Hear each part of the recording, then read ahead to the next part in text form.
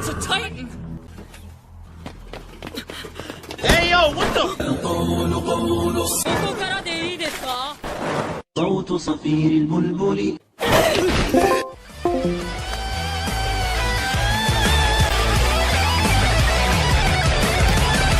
Wake up.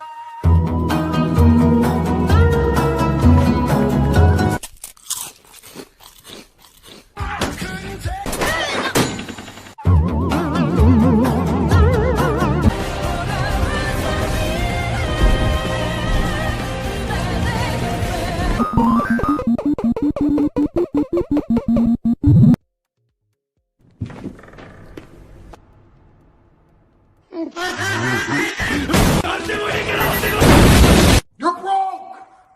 You're...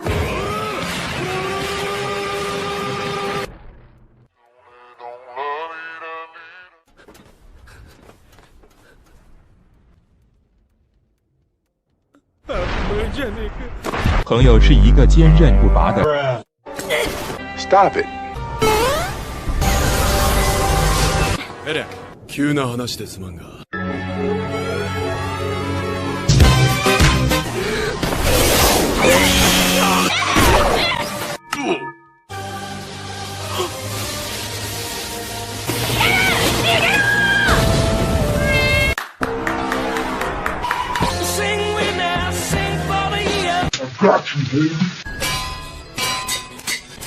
エレンの攻撃も駆除してやる。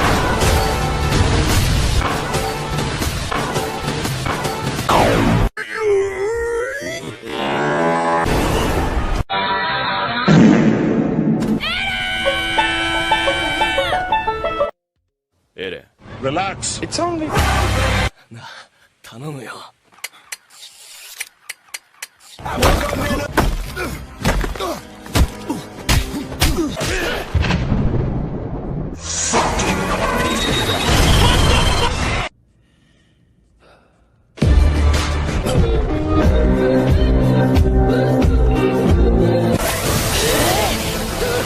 ライダー、守ってくれ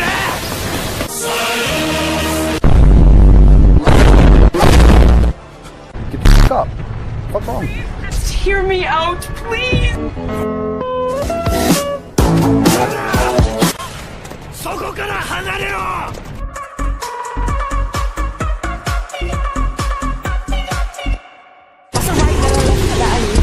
Hey yo, the pizza here!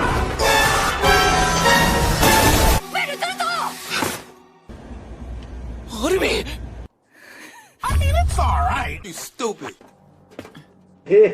なんだお前 No. なんだお前 No. なんそうさっさとこっちに It's the piece of dog shit trap. I'm beautiful, nigga. Maybe if you got rid of that old yee ass haircut you got, you get some bitches on your dick. Never.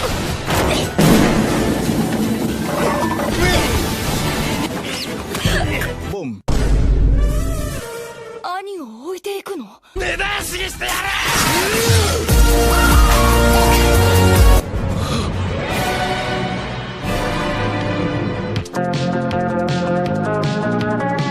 こんなことがあるか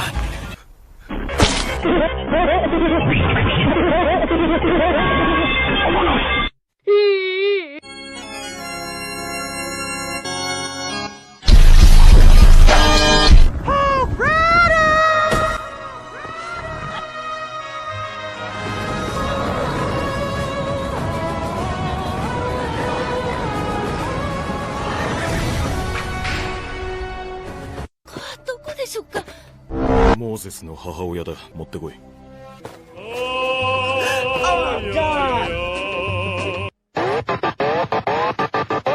しかしな、エレン。兵士が活躍する。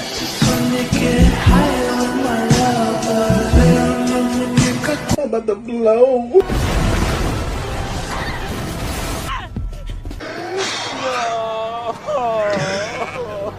ここから出られたとしても走れない。ぶっ殺してきっちり3人とも助ける。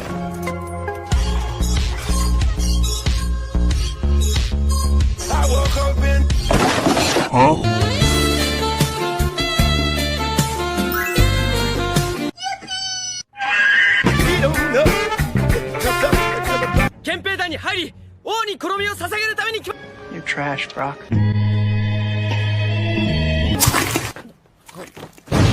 Stop it. What? 食べるのかという話でしょうか。 I get it. 半分。 Thank you. You were an embarrassment. Gonna cry? Don't cry, don't cry, don't cry, don't cry, don't cry. 次はお前がならず者をやる番だ。これからだ。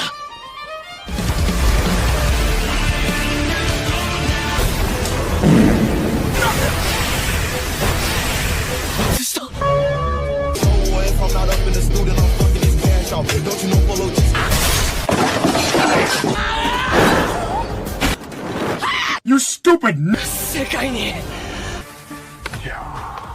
大変。 Really? もしもし、マッパ制作の白島です。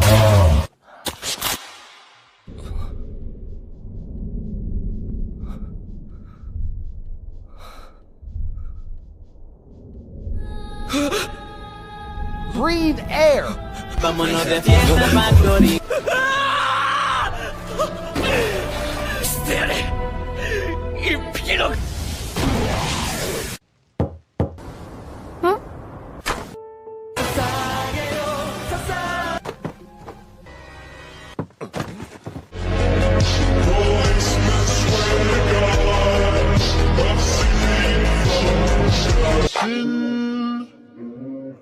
Sin City was a あの巨人。 I put the new 4G's on the G. I come into the bloody bottoms is on the エレン、私がわからないの。私はミカサ。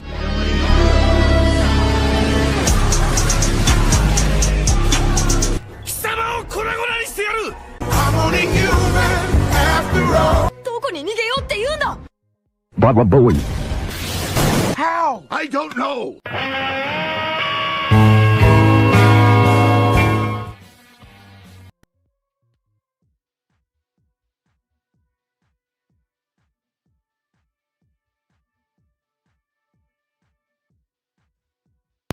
Good morning. Nothing like some good old weeb crack to start off your Sunday, right? I hope everyone's doing well. I'm still waking up. I am wildly underprepared this morning. I finished season 4 of Attack on Titan last night at like 8 o'clock. And then I rushed to put together all the slides and update the character flowchart, which, yes, we are coming back to today. But before we do that, let us say hello to everyone. Now, BCL was here, but for some reason, Restream is not launching all of the comments, or sorry, super chats. So he did say, so Blue Collar Loser for $4.99. Thank you so much. My favorite scene in the entire series is Levi versus the Beast Titan. My God, that episode should win awards. I was on the edge of my seat. So well earned. There's quite a few great battle sequences in this. Like, I was thinking about putting that as the opening compilation, but bro, we'd be here for fucking 2 hours. I'm not a fan of some of the ones in season 4, but we'll get to that. Thank you, BCL. I hope you're doing well. I hope the roads are treating you well this morning. Lamented was in here, but he's not showing up. Logically phallus. I don't understand what the former PM Boris Johnson of the UK has to do with this. I'm confused. Boosh, good morning. I hope you're doing well. How's your recovery been? Because I know you've been sick and whatnot. Franco, always appreciate seeing you here. Good morning. Who else have we got? Let's see. Gordison. Good morning, Gord. I hope work's treating you well as well. I don't understand what the poll is asking me. There is a Bonnie Blue poll going on right now just because I want to see if everyone is as degenerate as I am. Static, good morning. It's very early for you on the West Coast. Thanks for hanging, man. Yeah, the crack compilation seemed to throw everybody off. Joke of all butts, it's good to see you here. Just imagine the sort of PSD, do you mean PTSD? You could get from fighting the devils of parody. They chase you through the air with guns and razor blades, real messed up stuff. Yeah, there's too much lore almost that was dropped in season 4, especially. Rossi, it's good to see you. We missed you last week. Thank you for the $2. I missed you, my number one love. Hope all is well. All is well. I had a rough week this week. I don't know what happened, but I went on a vomiting spree on Monday, and that put me out of commission for basically Tuesday and Wednesday. I tried Gatorade Fit though because after you vomit or you have diarrhea or whatever, you need to replenish your electrolytes. So I had some Gatorade Fit because I can't do sucralose. It upsets my stomach. So the zero versions of stuff aren't I can't vibe with those, and that's just pretty awesome. Heads up, Gatorade Fit. If you want a sponsor, I'm here. Pops, good morning. It's nice. It's always nice to see you here. These clips put my ADD OCD on overload. Yep. That's the point. Vex, did Whitey make this for you? No, this was a compilation by, what was his name? There we go. Wrong vid. He's got a ton of Attack on Titan crack compilations. So if you liked those, or you just like anime crack in general, go check out his channel. Let's see. Proctophile, good morning. Well, it looks like Vex got bit by a radioactive zoomer. Gonna put her down. I always was a radioactive zoomer. Sorry. Not sorry. Stephen Ransom, good morning. Guten Tag. I hope you're doing well. We got Waylon. I'm so confused by the poll. The poll or your poll is the real question. Oh, Rossi, thank you so much for the 5 gifted memberships. You know what? I uploaded a new clip for when I hit higher super chats, gifted memberships. So I guess you guys get that now. I was laughing for about 3 days over this clip. So I hope you guys enjoy it just as much as I did. Hold on. How do you say younger sister in Japanese? Okay. Imoto. Write it down.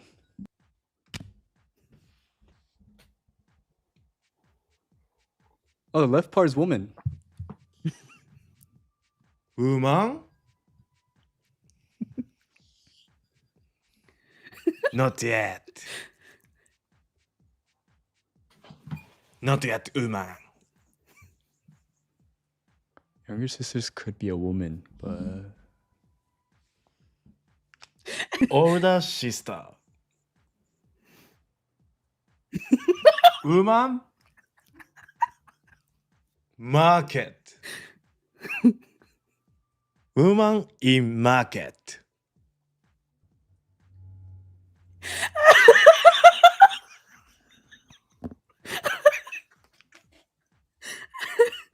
Mother-in-law. Old woman. Why you gotta violate them like that? Me?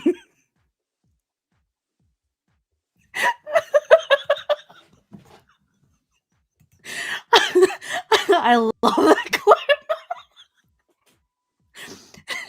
Thank you so much. Gooch, good morning. I hope you're doing well as well today. Always great when you gift yourself the gift of Vex. Firafima, good morning. It's nice to see you. I don't think you were here last week. Yamiris, thank you. Ymir and I have been talking a lot on Discord about Attack on Titan because he is kind of my Attack on Titan guru, we'll say. And it seems like he's been able to confirm a lot of my suspicions or issues with this. Now the gate has been unlatched, headstones pushed aside, corpses shift, and offer room. A fate you must abide. Thank you. Let's see who else we got. There's Lamented. Good morning. Thanks for coming to hang, bro. I got one of your memes from the Discord is my meme of the week this week. You're welcome. I have no idea what you're talking about, my little friend. I don't know what's going on. Whitey, good morning. Never trust a fart. Especially when you're like me, never trust one. I have a lot of funny shit stories. Good afternoon, Mr. B. If you guys want some pop culture news, he's live later on today at 5 p.m. Eastern, so you can go check him out. Waylon, thank you so much for the $1.99. Okay, I can fix the lady in the poll. I don't know if you want to fix her when her vagina is literally broken. Just saying. Good morning, Spoon. Thup egotist. I would like to proudly say that Spoon has said me, a woman. He has said that a woman is right twice in 1 week. Ha. Aha. And he's addicted to Red Dead now. I also claim that as a victory. Bullet Shepherd! I can't yell because, indoors. Good morning. Thanks for coming to hang, bro. All right, let's see who else we got here. Vex wedding herself. Yes. Play the baby clip. I don't have it uploaded because Restream only allows for 5 clips. So I always won for the intro, but I have a couple other ones. But for all the other super chats, hold on. I can play you another clip. Here you go. I'm gonna get the copyright claim, but it's totally worth it.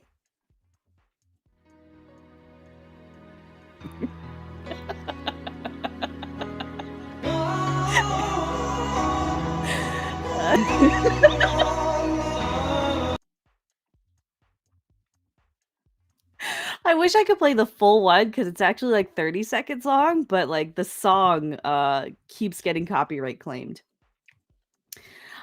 Truly a sign of the end times if he's agreeing with a girl. I know. All right, so let's jump into it. Thank you, chat. I'm going to keep checking in with you, but let's get into our headline of the week before we dive into Attack on Titan. My matcha is still kicking in. Okay, so just bear with me. Bear with me. There we go. Ash St. Clair hits Elon Musk paternity suit, seeks sole custody of 5-month-old son. Court docs. Remember how this bitch was like, oh, I just want privacy for me and my son. And then she does not only this, but she's now publicly leaked all of her signal messages with Elon on top of that. Chat, you decide. Either I can read those text messages out if we hit our super chat goal, or I can read this fucking terrible, dirty novel that I've been trying to get through. I don't want to do not finish another book. I really want to get to the end, even if it crushes my soul a little bit. Oh my goodness. Rossi, thank you so much for the $5. Vex, there is a competitor for best sexy voice besides you. She was on Niet stream. I'd love you two to tag team. Her name is Cynthia. I love you more. I really like Sydney, actually. I have been on a couple of streams with her on Leon's. I think she's still breaking out of her shell a little bit because sometimes she's a bit quiet. But I really like her. I think she's a sweetheart. I think she's a very smart girl on top of that. So I like Sydney. I like her a lot. Thank you so much, though, for the... It's okay. More than one person can have a sexy voice. And I'm still waking up, so I don't even think my voice is in sexy mode properly. Oh my god. Lamented. Oh my god. Thank you so much for the... It's a green woman doing the splits in the air. Thank you so much. Fan character dressed as cheerleader. Oh my god. And thank you for the rainbow roll. So, oh my god. I think, oh my god, we're going to hit our super chat goal really soon. All right. Thank you guys so much. Thank you. Let's see. Yeah, Cinevere. Yeah, I like her a lot. I think she's a smart girl. I quite adore her. Awesome. Y'all are rocking in the chats this morning. Oh yeah. Didn't a clip of Ashley working as a cam girl being a snow bunny? Again, allegedly she was a huge hoe in college, allegedly. But okay, let's get through this article. Conservative influencer, loose term like her pussy, Ashley St. Clair is seeking to legally declare Elon Musk is the father of her child and gets sole custody of her 5-month-old son, according to a pair of petitions she filed in Manhattan Supreme Court on Friday. St. Clair, 26, brought the legal action against the billionaire tech tycoon a week after her bombshell public claims that she gave birth to Musk's 13th child. We did cover that last week. In a paternity petition, which seeks to officially recognize the SpaceX and Tesla boss as the father of her baby, St. Clair claims that she and Musk conceived the child during a January 2024 trip to St. Bart's. Damn. This chick is already a single mom. Like, she's already got a child out of wedlock, and you flew that out to St. Bart? Bruh. She asked the court to issue an order requiring Musk 53 to submit a genetic test to determine if he is the father. The ex-owner has not publicly acknowledged his alleged 13th child. So again, of all the things that Elon likes to bitch about online, he still has not addressed this, which is interesting. So maybe there's some truth to it because he's finally quiet. Who knows?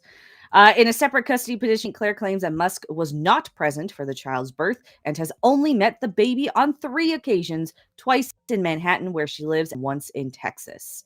Musk has also never asked to see the baby, nor asked for photos of him, the custody filing alleges. Now, in the messages she leaked, hold on, there is a picture that she of the kid, and you see Elon responds as well. But also, hold on, let me find them, because hold on, I'll pull this one up. Okay, stop sharing. Excuse me. Where's Twitter? Okay, so here's some of them. So she's in the blue, of course, and then this is Elon in the black. I want to knock you up again. Hi, I feel a lot broken down when Jared got involved. He said a lot of pretty horrible things to me that attributed to you, and I feel as though there was never a rift in our relationship before that. If you're in New York or if you'd like me to come to DC, I would really appreciate being able to speak to you in person. I care about you deeply, and I feel as though third parties have put a major rift in our relationship that I truly wish was better for the sake of our son.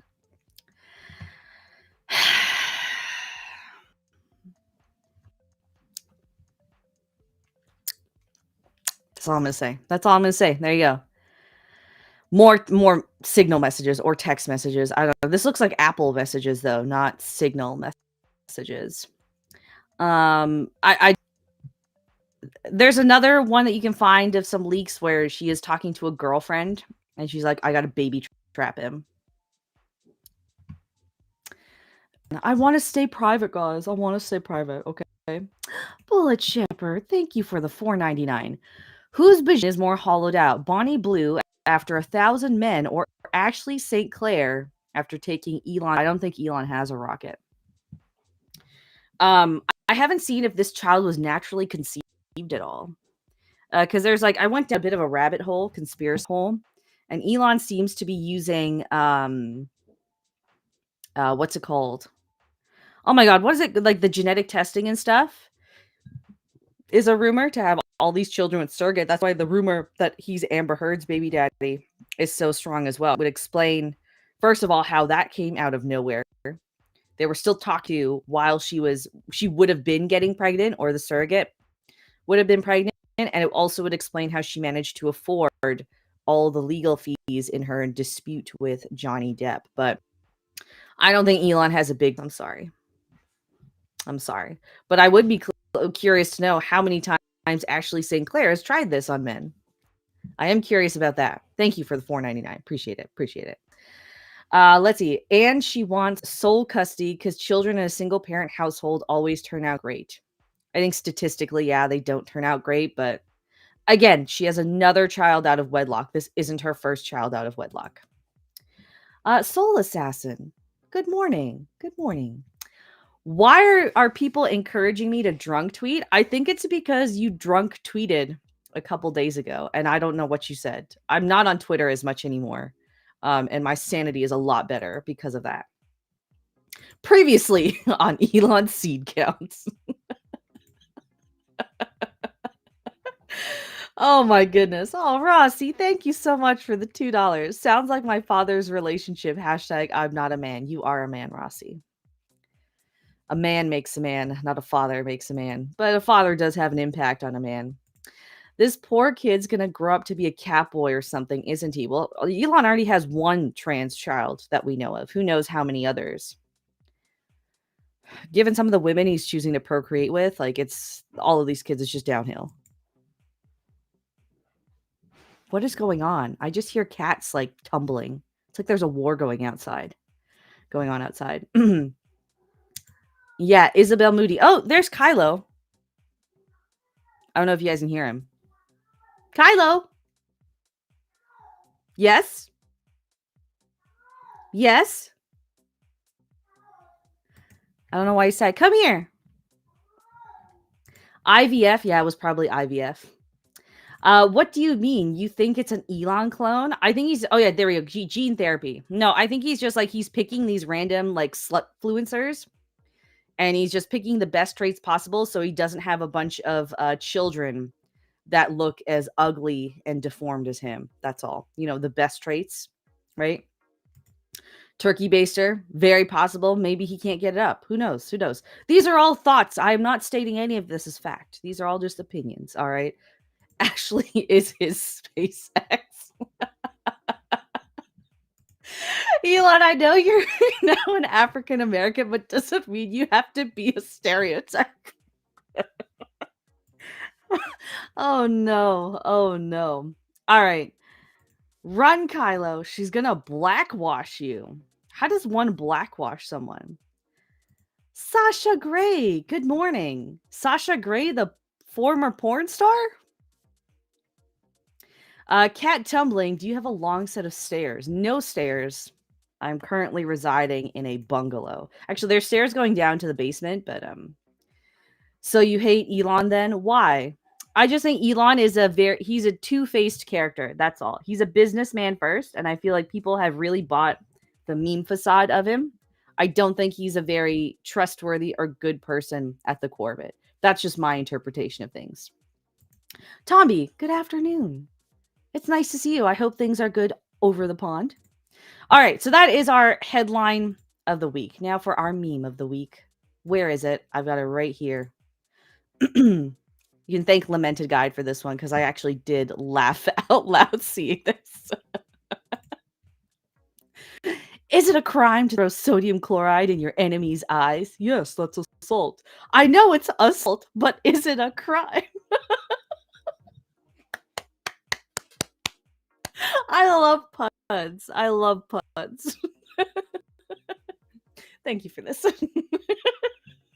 All right. Let's get into it. Let me pull up the slideshow that we all know and love. Let me get it on the right slide, though, first of all. Okay. Vex, keep in mind that group he associated with has quite a thing. Yeah, 13, I know, has numerological significance. I'm very well aware of that. And yes, it's me. Hopefully that doesn't make people get all weird. Cool. Nice to see you. Awesome. All right. Yay. My name made the cut again. All right. All right. Let's pull up the slideshow. Share screen. Oh, no. I don't want the flow chart yet. All right. So on this day, February 23rd, 1940. That's crazy. This movie came out 85 years ago today. Pinocchio came out, the original Pinocchio. I haven't watched this movie in a hot minute. I did like Del Toro's adaptation that was on Netflix a couple years ago. I do highly recommend that. It's all in stop motion and claymation. It gets nice and dark a little bit. It's got the Del Toro touch on it. And it's a great just adaptation of the original story that doesn't sacrifice like themes or plot elements in order to work for a newer audience. But I remember liking this movie quite a bit. We had it on VHS when I was growing up. Just haven't seen it in a while. But it's crazy to know that this is 85 years old today. Dang. All right. How to fuck up a great anime. I have thoughts about season 4 in particular of Attack on Titan. So in last week's stream, I made a bunch of predictions about what I thought would happen in seasons 3 and 4, right? Because we did seasons 1 and 2 last week. It seems like Ymir Reese in the chat said, I was about 90% right. So there wasn't some schnatzy experimentation or anything going on. It turns out that the people in the walls, they're referred to as Eldians, and they were basically sent there to live within the walls by the Marlians on a continent outside. So they're all on a contained island sort of deal. They're not experiment. I mean, to an extent, they're sort of experiments, but like naturally they have this disposition to turn into Titans or have the power of Titans. We're going to get into more of the lore later because there's a lot, season 4 in particular, revealed. So it seems like a lot of my my predictions were kind of right, or at least in the ballpark with them. Rewatched Pinocchio like half a year ago. It's shorter and more screwed up than I remember. Interesting. Bean Warrior, good morning. I don't think I've seen you in here before. I actually just finished Attack on Titan. They kind of lost the plot, but the Jaegarists were right. I agree with you. They did kind of lose the plot. I haven't kept up with the manga. I think I stopped around chapter 50. I am going to go back and watch it because, like, no joke, I did start writing a script about why, Erwin Smith is one of the best male anime characters of the 21st century. So I am going to end up reading the manga just to see if some of my ideas can get confirmed by stuff maybe they left out of the anime, but I really like his character. I really, really like that character. He was awesome. So yeah, some of my predictions were right, okay? So there were several behind-the-scene changes, not in Season 3, but in Season 4 in particular.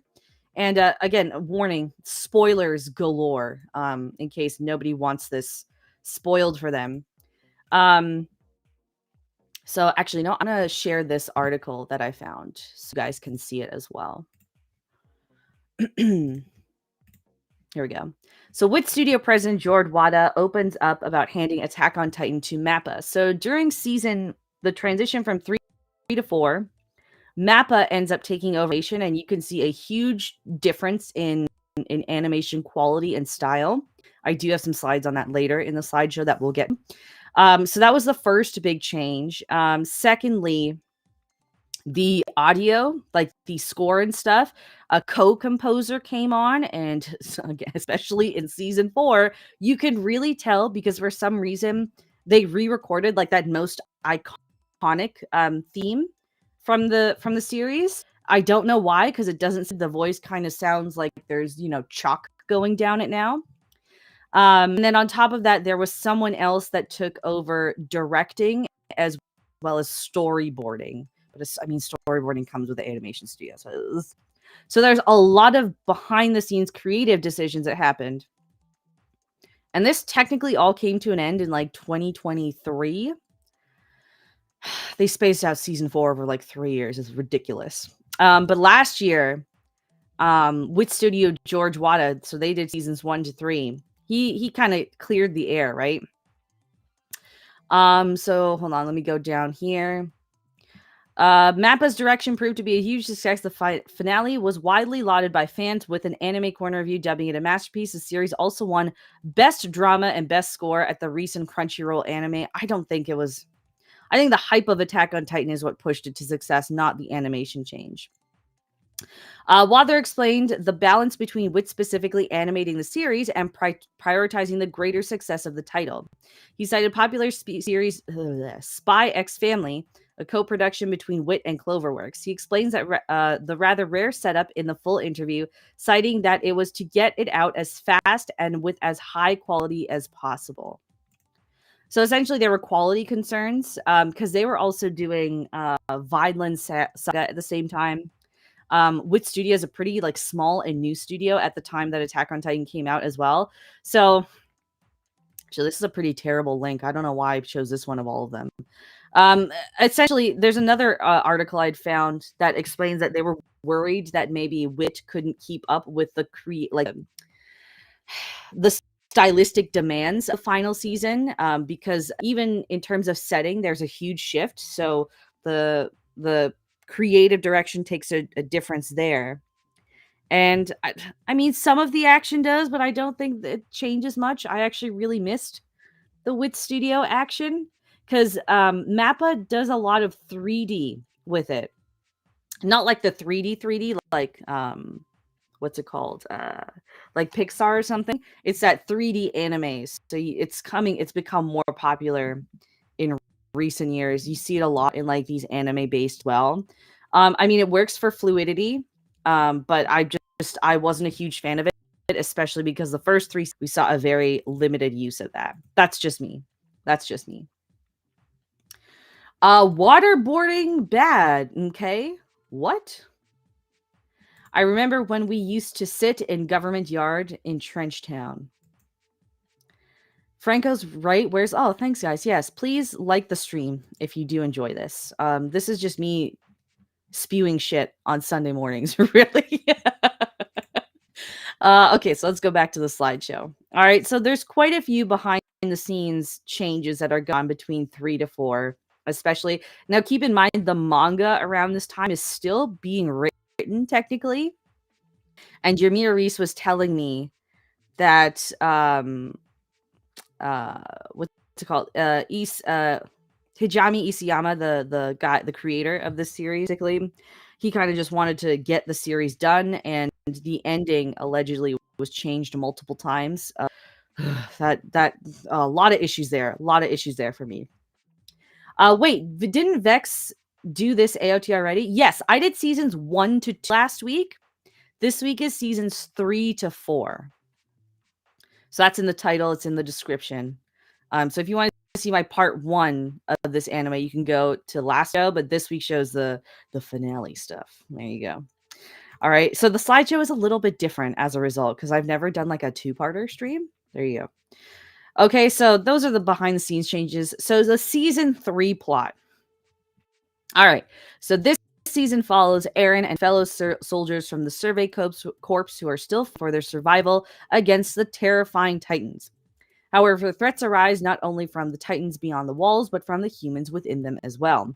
After being rescued from the colossal and armored Titans at the end of season 2, all seems well for the soldiers until the government suddenly demands custody of Eren and Historia. Remember that in season 2, we learned, oh my god, what was her? Krista. Her name's actually Historia. The illegitimate royal child of the Reese family, who's one of the controlling families within the walls. Until the government suddenly, sought after by the government, Levi and his new squad must evade their adversaries in hopes of keeping Eren and Historia safe. In the second half of the season, Survey Corps led by Erwin embark on a mission to retake Wall Maria. Because remember, Wall Maria was lost in season 1. Then there was the attempt to take it back in season 2. They didn't quite get there. And season 3, we see the full-on attempt to take it back, and they do succeed. Retake Wall Maria, returning to the tattered Shingishina district that was once Eren's home. Remember, the basement. They've always been trying to get to the basement. The Survey Corps strive to carve a path towards victory as Eren vows to take back everything that is once him. Now, this was split into 2 halves. The first half was between July to October 2018, and then it resumed in spring 2019. All right, so that's season 3. A couple things that they set up here. So the first half of the season, they're setting up this whole like political plot line with they want to basically execute a coup and take over the government and put Historia in there because the current king of the walls is a fraud. He's not actually a royal. So they want to put a royal back in because that would help them. I don't know. It's not really clear. And the pacing for this part of the season is really fucking terrible. And on top of that, there's really no strong payoff to it whatsoever. Then in the second half, it's very much okay. So they travel to Wall Maria to Eren's home because they want to find out what's in the basement and retake that wall for the sake of humanity or whatever, right? So they clear out as many Titans as they can, but the Beast Titan, the Armored Titan, and a new Titan, the Cart Titan, shows up, which we're going to dive into all of those because I added that to the flowchart.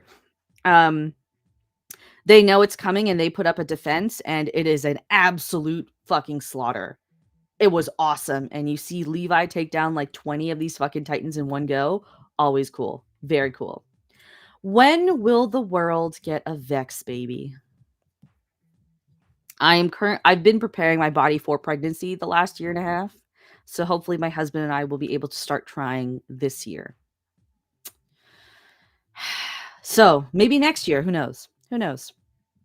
Okay, I have to watch this stuff then. I've been watching the Chinese serial because the female lead is so freaking beautiful. I just stare like I used to in grad school watching Baywatch. You're good, bro. You're good. Is it Wall Maria, like a Mexican Walmart? No. We find out that the walls are named out after the founder Ymir's daughters from 2,000 years prior. We're going to get into that. I have all the lore written down, guys. Don't worry. Don't fret. So that's season 3, right? So at the end of season 3, after they, take back Maria, they travel to they find the shore of the island and they all see the sea for the first time. And that's where actually this picture is from. It's from the final episode of season 3. Because Eren's just kind of like, is freedom that way? Now, in season 3, there are some interesting things that happen as well. So apparently when a Titan touches like a royal or something like that, they can transfer memories from the past, from like what's passed through the bloodline or through the Titan. And so Eren basically does a complete personality shift in between seasons 3 and 4. And we don't get to see that. So by the time we get to season 4, a complete tone shift in every single way possible. And I don't know if we can completely get on board with it. So season 4 introduces Gabby Braun, who is a cousin of Reiner, the Armored Titan, and Falco Grice, young Eld candidates seeking to inherit Reiner's Armored Titan 4 years after the failed mission to reclaim the founding Titan. So after shit went down over there, it's been about a 4-year gap. So a huge time skip, okay? While Marley plans to invade Paradise to strengthen their weakening military and retrieve the founding Titan, which is Eren, the Survey Corps lay an attack on their homeland in Marley. As Marley and the Paradise forces go to war in Marley and the Xingxina district, both sides sustain a heavy death toll, while Gabby and Falco are forced to confront their internal tensions about the supposed devils of Paradise. There's a heavy Jew plot lines on here. Like the first that came to mind, even some of the things that they choose to do creatively and visually, it's just like, oh, that's totally Jews in the ghetto. In the second part of the season, aware of the global anti-Eldian sentiment resulting from Marleyan propaganda, Eren Jaeger preemptively targets the world outside Paradise with the Rumbling, unleashing millions of colossal-like wall titans in a widespread effort to kill all life beyond the island. In the third and fourth parts of the season, the alliance led by members of the Survey Corps and Warrior Unit head to Marley in order to stop Eren's founding titan and end the Rumbling. Over 3 years this premiered.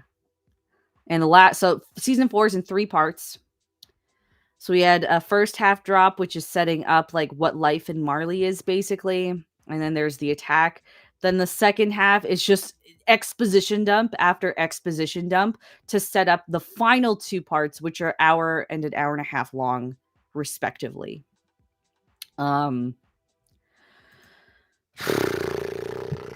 Okay. A lot of people died, guys.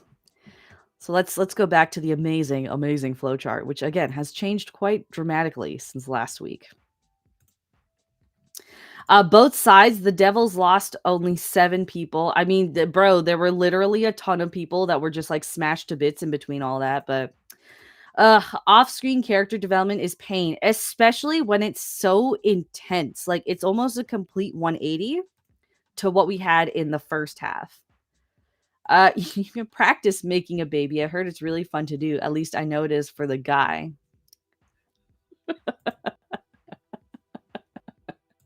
Heavy Jew, so it's about Seth Rogen. No. Are these on Hulu? I don't know what it's streaming on. I think they're on Crunchyroll. I went to the seas to watch this. So I mean, I can recommend some stuff if you guys want, but I did not pay to watch these. I don't pay to watch a lot of stuff, if I'm honest. Okay, so let us pull up the flowchart. Okay, see, a lot has been added here since last week. All right, so let's zoom in. All right, so here we have the scout regiment. Erwin, oh god, Erwin dies. I actually cried during this. I'm not gonna lie. And actually, he does foreshadow some of the things that in part 3 of season 4. I want to play like a clip, but like I don't know if it will, like, because my internet is so poor that it'll just lag with you guys. Like, I can try if you want.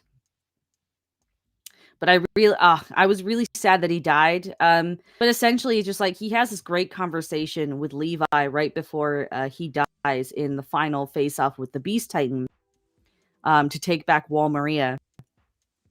And he essentially says, like, just like, I've led all of these people, all these soldiers to their death, not because I care about humanity, even though, like, he does to an extent care about them, but because he was so desperate to figure out what was in that fucking basement, to figure out the source of it all.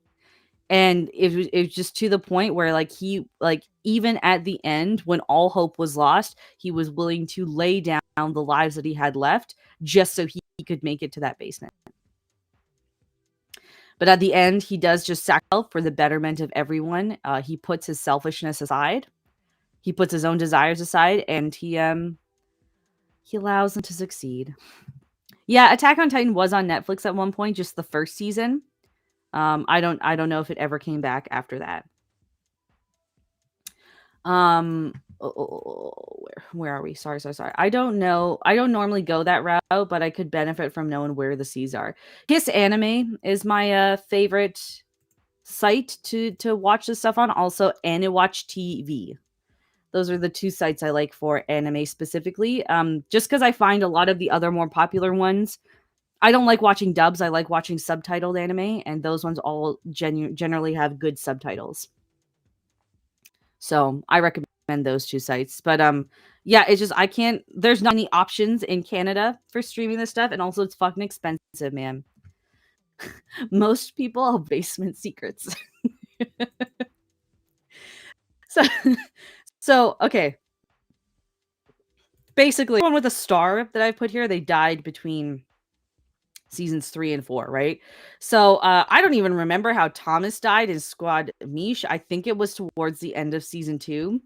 And then basically all of Hanji's squad dies in season 3 in the final stand to take back Wall Maria. Hanji dies in season 4. So Erwin makes her the 4th commander of the scout regiment. And I like her character a lot. Like, I liked her from the first season. She contains a lot of her quirky qualities, but the problem I have, especially with a time skip, because we jump straight into her leader, is the time isn't spent to show her developing as a leader. So even though she has this great independent mind and everything, we don't see dynamics of why she was a great pick and how she's a strong pick. And in the 4th season, when they're trying to... So the rumbling has started, right? So basically what happens is Eren gets powers of the Founding Titan by connecting with Zeke, who is the Beast Titan. And in getting that power, he is able to take down all of the walls which were built around giant colossal titans, literally millions of them. And he uses these to walk off the island and basically attack the continent where Marley is, in which his grand plan is essentially to, if I can't secure freedom here, I'm going to secure freedom permanently by eradicating all of the threats out there across the sea. So his plan was basically to kill all of humanity except for those on the island. Right? So that's what they call the rumbling, because the ground would rumble and everything. Season 4, part 3, the first episode of that, holy fuck, was that a good opening. They said, fuck them kids. And you just see children getting squished. You see babies getting squished. You see a couple kids get fucking drop kicked like a football. Oh my God, it was dark. But yeah, so they all die, unfortunately, right? R.I.P. Erwin. I love you, bro. I also told Vex 2 weeks ago I saw the AOT movie in theaters, finale in 2.5-hour film. It's heart-wrenching. Also why I love the dub version. I felt the voice actor's peril. People keep saying the dub for this is pretty good. I might check it out. And you're welcome, Practifile. No props. No props. So yeah, that happens. Now if we go over to the garrison, Dot Pikshish. I really liked Dot. He dies, unfortunately, in season 4.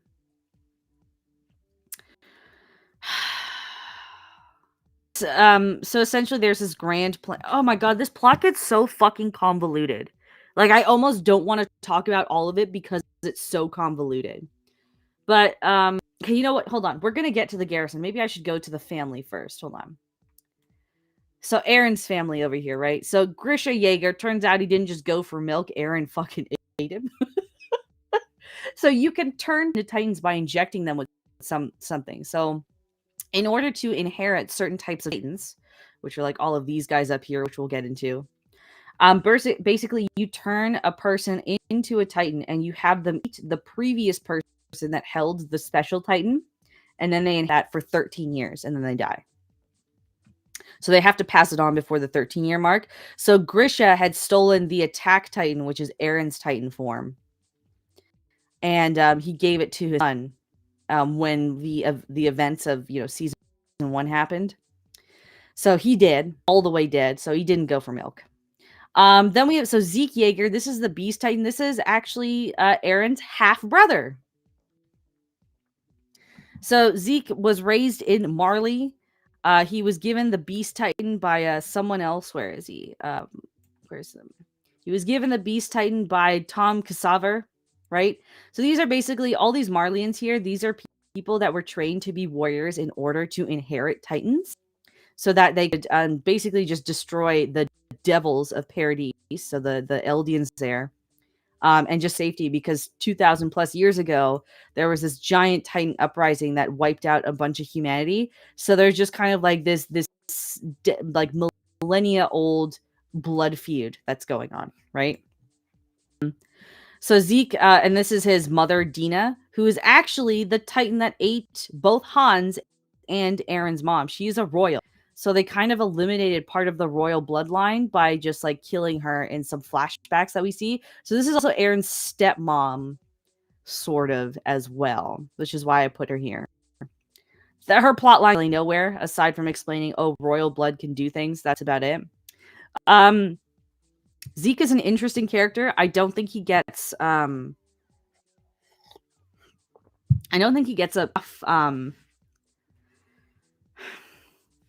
enough time to really shine, because like his motivations are, so essentially him, Annie, Reiner, Bertolt, and one other guy, they all originally came to the island to take back the found Titan, which they knew Eren had because Titan blood or some shit like that. And so his plan is always to get it back so that the Marlians can have control of the Titans again. And then the Eldians can be free of they can become Marlians officially. And it doesn't make fucking sense, man. But essentially, he flips the script partway through. And it turns out, like, he ends up teaming up with Eren because Eren somehow makes his way across the sea to Marley. And he pretends to be a wounded vet because there's another attack that they try to lay down on Marley, or on Paradis, that doesn't work out. And that's how we get the introduction to some of the Marlians. All right. By the way, Eren, he's now about 20. Hot emo glow up. I don't fucking care what anyone says. Eren got hot. I'm just gonna say it, okay? Bitch, but he's a hot bitch, okay? So, if we get into the Marlians over here, so this is Gabby. She's supposed to inherit the Armored Titan, and this is her friend Falco. He's supposed to inherit the Jaw Titan at some point. I hate Gabby, and I noticed like on a lot of the forums for this, people just like, oh, well, Gabby's just a reflection of Eren, just showing like what propaganda does to people. Yeah, I got that, but the difference is that we got to see how Eren changed his beliefs and what he was fighting for over the course of 3.5, because we had much development in 4. So basically over 3 seasons as to why I'm siding with him, why I'm rooting for him and whatnot. With Gabby, she just constantly puts people at danger for no reason. So like when the invasion on Marley happens at the beginning of season 4, she gets so angry because, like, again, the propaganda has taught her that the islands, the devils of Paradise are evil. They need to be wiped out. Eren Jaegar is a demon. He needs to take out, right? So she's very brainwashed, but it's just she has no care for the people around her, which is why I think she's an insufferable character. And then halfway into season 2, she finally realizes, oh, these are just people. They're not devils. Why should I be blaming actions of those from 2,000 years ago on people that don't even know? Because all the people on Paradise had their wiped off when the walls were formed. So they don't even know about this whole conflict that's happening across the sea. Falco, I think he's a pretty good in love with Gabby. He admits that. And Reiner tells him, you know, please protect Gabby. I don't want her to inherit the Titan because it just leads to misery. Because our boy Reiner over here, since he survived and he comes back to Marley, bro is just completely destroyed. He has seen war and death. He's experienced loss, and he does not know what's going on anymore. Like, he just wants to die. He is so absolutely just destroyed by everything that's happened and everything he's had to go through. I really like where his character goes, because he realizes that he can't overcome the sin of, like, he understands that he was trained to be a warrior, but because he spent so many years undercover, you know, with Bertolt and Annie, he sees that these are just people, and it's just there's that constant struggle of trying to, this is what I was brainwashed to think, and here's how things actually are. And I like that he becomes a hero at the end of it. He realizes he can only just do what he can, and there's really no sense thinking about the past. Otherwise, it changes how you see how your actions in the future, which is something that Erwin says to Levi in their conversation. There we go. Sammy, good morning. I hope you're doing okay, bro. It's like it's bogged down by PTSD. Yeah, pretty much. Kaiser, good morning. I hope you're doing all right. The most interesting part of the show is that it seems like it was written without full use of the brain. It's very animalistic and doesn't really care about details or nuance. And you really see this in 4. I agree with you completely. Gabby is fucking annoying. Yeah, you. See? Alone here. I'm not alone here. The ending is controversial, and that's why I enjoy about it. Eren doesn't want to do it. He knows he needs to. Yes, we're gonna get to that. We're gonna get to that because I've got all the lore lined up, right? And then we have so Porco and Marcel. These guys have the Jaw Titan. They don't have much of a development. They just kind of die, and you just see the new Titan. Tom Cassava, he was the guy that had the Beast Titan before Zeke got it. And we get some flashbacks where we see that Grisha, when he was on Marley and he had Zeke, he treated Zeke like he didn't treat him like a son. And this led to a lot of resentment, and what ultimately pushed Zeke to fight for Marley instead of being an Eldian warrior. We see him Zeke kind of overcomes it a little bit by the end of the series. I don't think they do a very good job of that. Again, it's like motivation changes just so stakes can be like consistently kept, right? So there's always tension going on, and I'm not a fan of how the series chose to do that in the second half of season 4.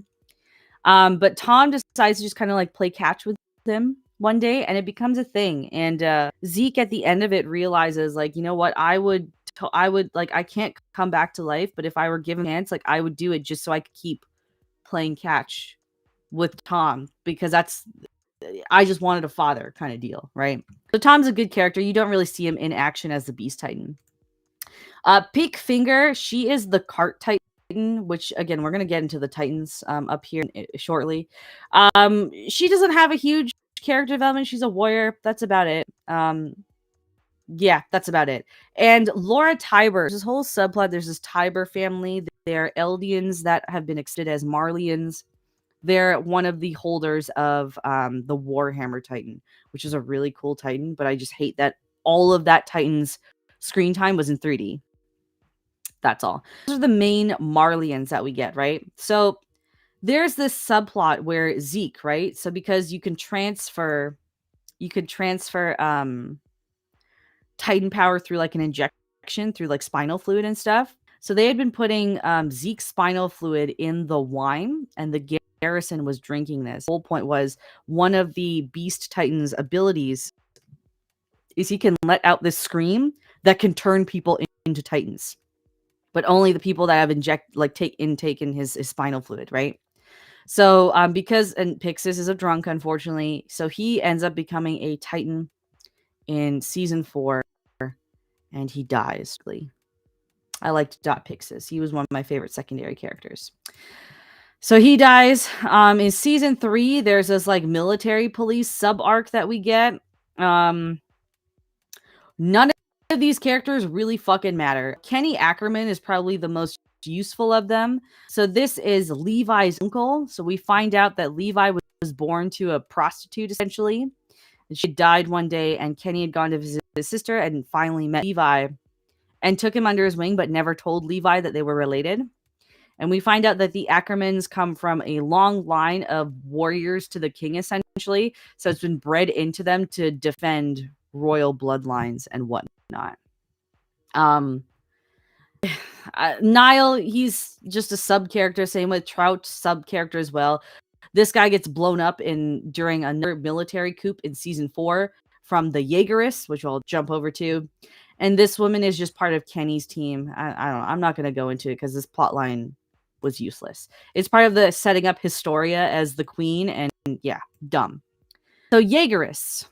Oh, whoops! I didn't mean to move that. Okay. Here are Jaegerists. All right, so Jaegerists are basically people that believe what Eren is doing, which is he wants to get the Founding Titan and kill everyone outside of the walls. So we have some familiar faces. So Samuel Jackson and Daz, these are 2 of Eren's original 104th squad mates. Both of them get shot by Connie, actually, in season 4. Because it's just, you got to do what you got to do. Hitch, she just kind of goes with the flow.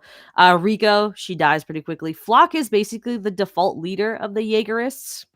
Louise and Wim, we don't get, much development. But so Flock is just like, I will die for the cause. I will do anything to that Eren is not stopped, because some of the remaining members of the Survey Corps, so Mikasa, Armin, Connie, and Jean, along with Reiner and Annie when she awakens, they all want to try and stop Eren because they understand that this doesn't see anything by killing a bunch of people, and genocide just isn't right. Flock dies, though, in the end, trying to stand up for what he believes. So I don't think the Jaegerists are wrong. I understand where they're coming from. Okay. That's all. Okay, so let's go back to here. Okay. Ymir dies off screen. This bugs me a lot because in season 2, there was so spent on this dumb lesbo relationship she has with Historia, and she just ends up getting captured by Reiner and Zeke, and she dies off screen because she'd eaten the Titan. Now, remember how I was saying that if you had if you were a Titan and you ate another Titan, like a special Titan, you inherited that special Titan. So Ymir didn't inherit the special Titan, I guess, because she didn't get proper Titan fluid in her. She got bad Titan fluid. I don't know. It's not really explained. This is like one of many things that they just like fling at a wall and hope you don't remember. Yo, a Jaeger lover. Look at how hot this nigga got, man. I'm a sucker for fucking long hair, man. I'm sorry. This is the weeb part of me now. Okay, just let it be. Sasha tragically dies in the beginning of season 4. This is another issue I have with the time jump. Sasha, Jean, and Connie, they were getting some great character development as secondary characters throughout second half of season 2 and into season 3. And it was really nice to see these other characters, like, we've already seen any of you for so long. It was nice to see everyone else's. And because there is such a huge time skip, we don't, like, when Sasha dies, it's this monumental thing that they keep drifting back through periodically in season 4. But you haven't done the work to show me how Sasha is so beloved to all of these characters. I still see her just the dumb potato girl because that's all you really built her up as for most of the series when she got screen time. So, by the way, that dumb bitch Gabby shoots her. That's how Sasha dies, tragically. Hold on, sorry, bear with me a moment. I need to blow my nose real quick. Hold on.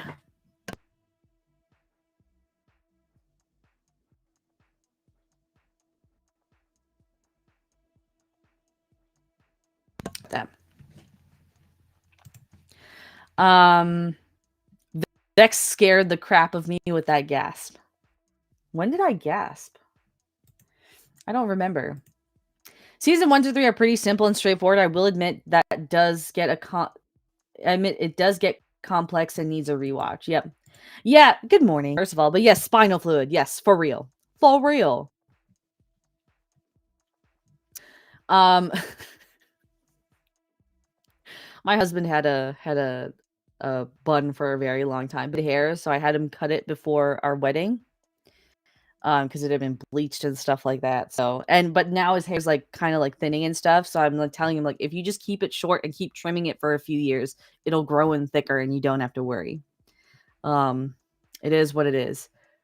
She ate one of the guys who invaded the island. Yeah. But she didn't become the Jaw Titan, right? And that's not really explained. So yeah, I'm just disappointed with what Sasha ends up being used for because the time skip doesn't do it any favors, right? And she ends up waking up in the last half of season 4, and for some reason they start shipping Annie and Armin together. We see Armin visit her, like her diamond form, and all of a sudden they have a crush on each other. Again, time skip didn't do this any favors. All right. Mikasa, she's just kind of going with the flow. I don't know. I've actually really hated her character by the end of season 4. We're gonna get into it. Yeah. So there's an instance at the end of season 3, right? So they're all getting medals for taking back Wall Maria. And remember how I was saying if a Titan touches someone with royal blood, they can pass memories and stuff. So Historia had touched Eren in season 3, but for some reason he didn't get the memories then, but now when he touches her at the end of season 3, he gets all the memories. I don't know. It's also not explained. It's selective, I guess. Whatever. I don't know. So he ends up seeing the future.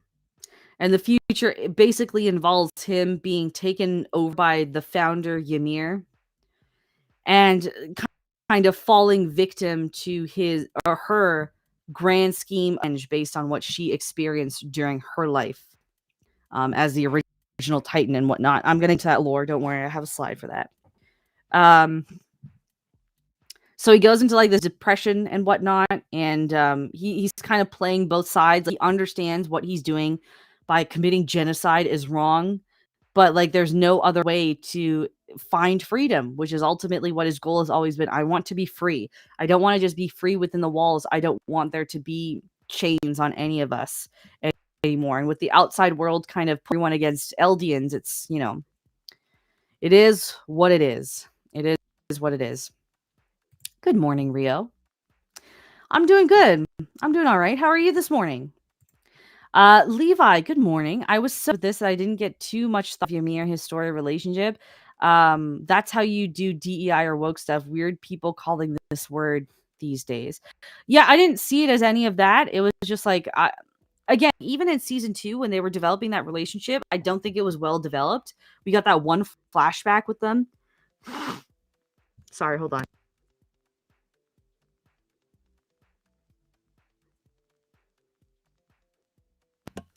Sorry about that.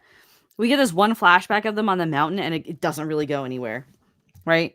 She did become the Jaw Titan. Every Titan is different. Did she? Because she didn't have any of the stuff the other 3 iterations of the Jaw Titan had. I'm confused. Okay.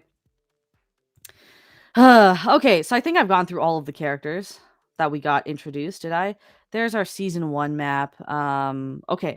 So that's everyone that was introduced and died. Now we get a look at all of the fucking Titans. There are 9 Titans that came out of Ymir. Okay. So this is Eren's Titan, which we've seen for most of the series. He's the attack Titan. Warhammer Titan, this is the one that Laura Tiber. She basically, so all Titans reside in the human form, resides in the nape of all of these things when they transform. But for her, she's one of the more powerful ones, store her body elsewhere, and it makes her basically indestructible. So the Warhammer Titan's pretty cool. Eren, during his attack on Marley, ends up eating her, and he gains the power of the Warhammer Titan, which we see him use in battle late when Marley decides to come back. This is a Jaw Titan. So Porco and Marcel basically both look like this, like kind of lion manes. They're tiny guys with like these kind of iron faces that can bite through a lot of things, including the Titan crystal, which like Annie is encased in, that they had trouble with. When Falco inherits it, he becomes a bit of a bird. This was fucking stupid. Okay. So this is Annie, right? Annie is the female Titan. One of the abilities of the female Titan, apparently, which we don't get to see until the very last of the series, is that she can just manifest things. So they decide to manifest wings on Falco, and he becomes a bird Titan, essentially. And I'm just like, you could manifest things, do that in season 1 when you were getting overtaken by Eren. You didn't do that throughout season 2 or 3 when you were stuck in a case and you could just, go back. It's dumb. It's plot convenience. I hated it. Right? Colossal Titan. Now we saw Bertholdt's version for most of the series. Armin in season 3 gets the Colossal Titan. So during the events of taking back Wall Maria, Armin gets to give Eren time to crystallize to seal up the hole, essentially. And he dies because there's so much heat coming off of this Titan, right? So he tries to be a distraction for as long as he can, and he gets fucking burnt to a crisp, man. He becomes burnt toast, essentially. And Erwin, he gets fucking smashed to pieces by the Beast Titan outside of the walls of Maria, trying to allow for everything on the inside to go as long as they can. So essentially, someone brings back Erwin, and Armin is still alive miraculously after also falling 60 feet on top of being burnt to a crisp. And basically, Levi has the choice to, I have Titan Serum from what we found in that cave where Historia was in the Reese family. I can turn one of these people into Titans. And they decide to save Armin over Erwin because Erwin's just like, I've come to terms with things. I'm ready to die. And they're just like, let's just let this dude rest in peace. So Armin becomes a Colossal Titan. We see him wipe out an entire fleet. We see him also fight Eren in the final scenes of the last episode. I had a bit of issue with that because, like, every instance when they put up before this, we were told that the Titan can't move. He's not very good at combat. He moves very slowly. And he also can't stay up very long. So somehow, all of a sudden, because Armin has it, he can fight? Confused. Here's the armor. This is Reiner's Titan. The pure Titan. This is what Ymir was. So this is Ymir's Titan. Beast Titan went over. He's the giant monkey. This is the cart Titan. So this thing just runs on all 4 legs and is basically a support system. But we learn in the last part of season 4 that she's a good fighter on top of that. And then here's the founding Titans. So this is the original Ymir from the lore. So she basically she was a child who was kind of just, she's being abused and whatnot. She finds a hole in a tree one day, and there's just like this ancient worm creature that lives with it, and it binds to her, and that's the first. And she helps lead the Eldians to kind of like a world domination sort of thing. We're gonna get to it. I have it all written down. Now, passing down through generations, Frida Reese, which is Historia's half sister, she had inherited at one point. Grisha steals the Titan from her to give it to Eren, right? And then this is Eren in his final Titan form, when he has now acquired the Beast Titan as well as the Founding Titan. And he becomes this colossal, creepy thing. All right. So there's all the Titan forms, okay? That is, so that's how the flow chart has changed, guys. Okay. I hope that wasn't too confusing. Again, there's a lot. There's a lot. There's a lot. Okay. I mean, Falco, hold on. I mean, Falco got wings as the jaws, so every Titan is different. But it all happened because, like, Annie could manifest it. That's what I mean. It was so stupid how it came about. Wasn't on board with it whatsoever. All right. Let us go back to the slideshow, my dear friends. Okay. So a couple themes that I want to go over. So yes, the themes that I covered last week are still there, but there's some new ones that kind of come out of seasons 3 and 4. So fate and freedom are really the biggest ones. Yes, freedom and Eren's desire for freedom that starts off in season 1, but it becomes a really big motivation for everything he does in season 4. So whether he good or bad, freedom is ultimately what it boils down to. But his quest for freedom, it doesn't really go anywhere because he is tied to fate. So essentially what I was able to discern through the very confusing way they went about this is... Oh my God, I have to blow my nose again. Sorry.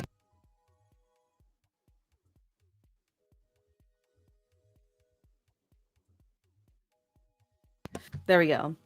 Is Eren was basically forced to be like, because Ymir, the original Ymir, has so much power, and so that all Eldians are born and they all follow this path, which is like this metaphysical land that they can go to, and all of their lives are kind of connected in that sense, right?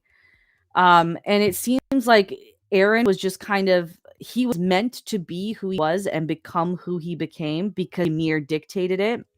So he was the way that she was able to finally get revenge on the world for the way that she was treated.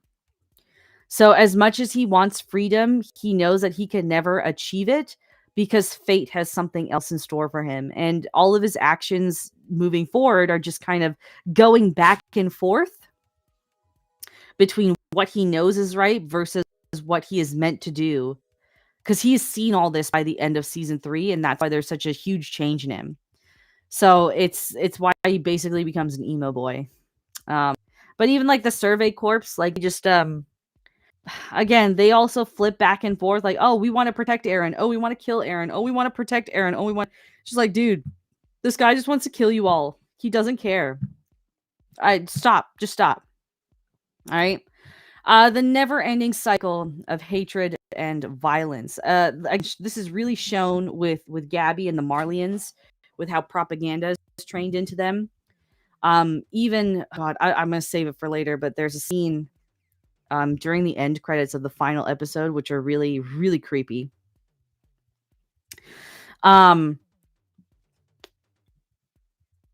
Yeah, it just never stops, because even after the attack on Marley, then Marley comes to attack them. And even in the final moments, there's infighting between the remaining Eldians and Marlians who are trying to escape the rumbling. Like, this just millennia-old blood feud just shows that, like, human nature, regardless of whether there are Titans or not, there's always going to be hatred, there's always going to be violence, and it will go through these cycles: hatred, then violence, then peace. Hatred, violence, and peace. And you can't really overcome it. Right.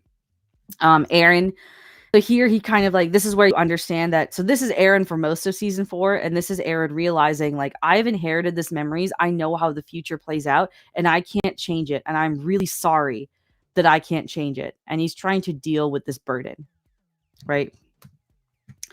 Propaganda and segregation. I mean, these themes were a little they were very light in the series before season 4, but you really get an in-depth understanding of how Eldians and Marley are treated. So they basically all live in ghettos. They wear armbands.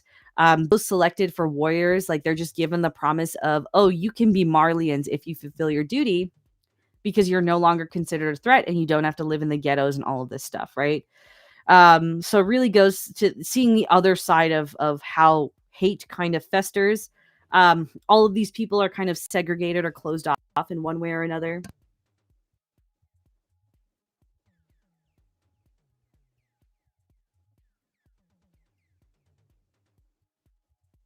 Sorry, I had to blow my nose again. So that's an interesting angle to, again, this is where like some of my predictions were correct. Blue collar loser. Eren's tale is so tragic. When the voice actor breaks down, I was like, damn, of course I don't want to die. I want to live with Mikasa. It was just tragic. Yeah, I was having a lot of trouble empathizing with the character because of how the series chose to end. Eren looks like a skeletal version of God Emperor from 40K in his final form. Interesting. I'll have to look at a picture of that. Amelia Bodelia. Fun fact, in 2015, the Chinese Ministry of Culture listed Attack on Titan as one of the 38 anime manga titles banned in China. Yeah, we did briefly cover that last week. There's it's banned in Malaysia and Russia as well, which is crazy. If 4 more times you can make a wish. I'm just blowing my nose, unfortunately. But if sneezes come, there you go. Humanity. This is so these are kind of what the characters look like in season 4. You can see some pretty dramatic changes with the animation. This is Jean over here, and Armin. This is Hanji Zoe. We have Levi at the front, and this is Sasha before she died. These new black suits, they've developed new maneuver gear. And they have these anti-Titan missiles, which are able to penetrate Titan skin so they can get at the napes of the neck. What is humanity? What is our humanity? What makes us human? What is wrong? Consistently throughout season 4, these are things that all of the characters in one way or another have to battle with. So Gabby realizes that the propaganda she was fed was wrong, that these are just people here. You learn, like, Jean and Armin keep flipping back and forth between we need to stop Eren, but also at what cost do we need to stop him? And at what cost do we support him? Because they're totally fine just shooting random Eldians and Marleyans when they attack Marley.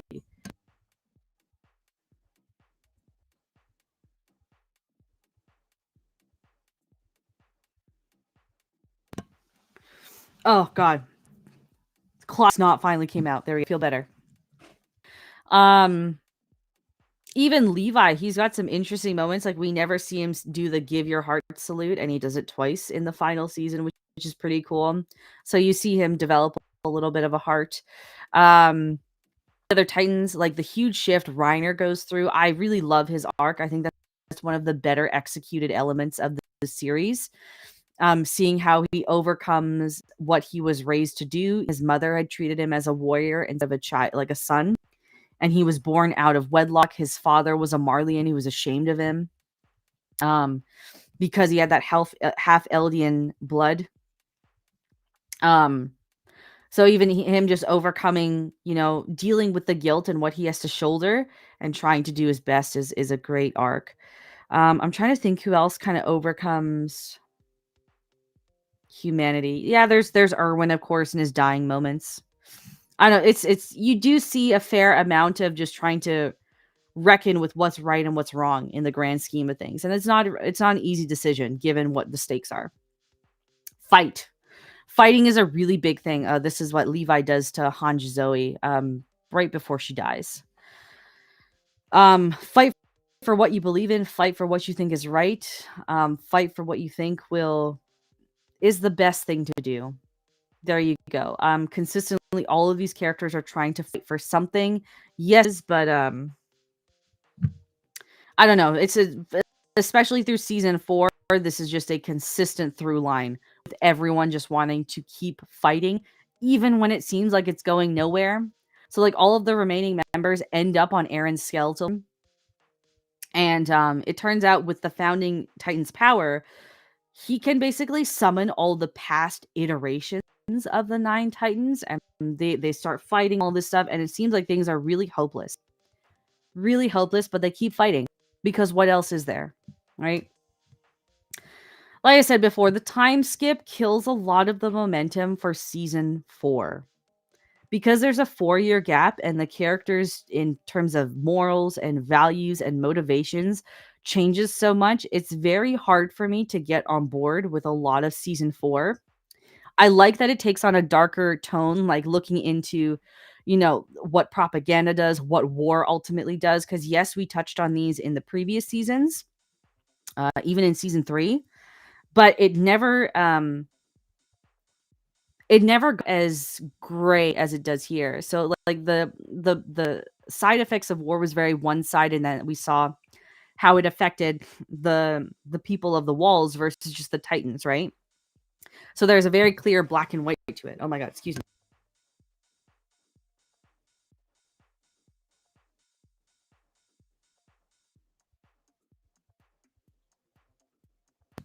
Sorry about that.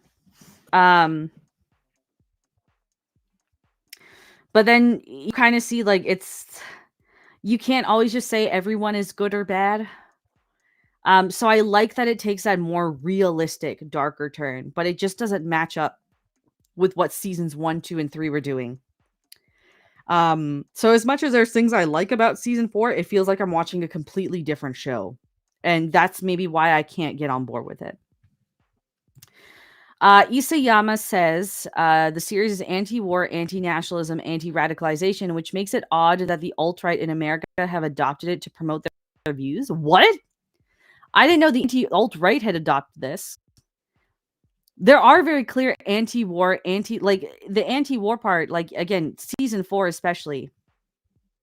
You see this. Oh, I muted myself to blow my nose. That's weird.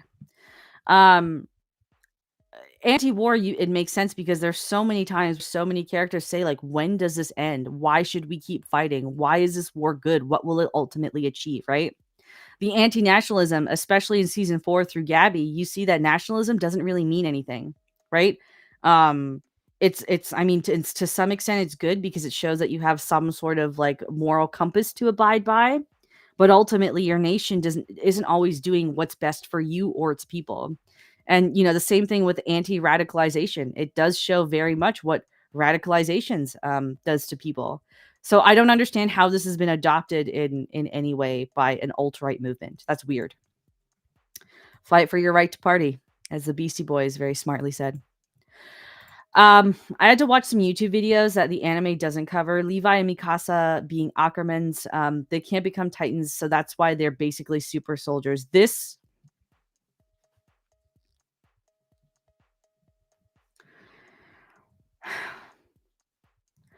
is so dumb because we're told in the first 3 seasons of the series that Ackermans can't be controlled by Titans. But then you have Mikasa being controlled by founding Titan power in season 4. One of many things I've listed. Are we Team Titan or are we Team Eldians? You can't pick a team. This is an interesting question. I find it very hard to pick a team. Because nobody is a good guy or a bad guy by the end of the series. There's just good individuals that you can overall side with. So I can't pick a team. Team xenophobe. Yeah, I do see a lot of people in on the Reddit forums for this anime say that this is really xenophobic. I don't get it. Again, this is just like war tends to breed xenophobia in one way or another. So I don't see this as a xenophobic anime, if someone could explain that to me. People can literally put politics into anything. It's not right or left. It's a moral question about species. That's why I felt it was akin to Watchmen. Yeah, I'm on board with that. Her dad was Eldian. Okay, I guess that makes sense. But Levi isn't full Ackerman either. So how come he's not controlled? Consistency, man. Consistency. So I very much think this needed 5 seasons instead of 4 seasons. You do need to bridge that gap between season 3 and 4.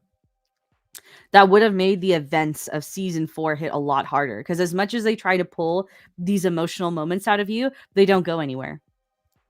Because you haven't shown me why I should care about this.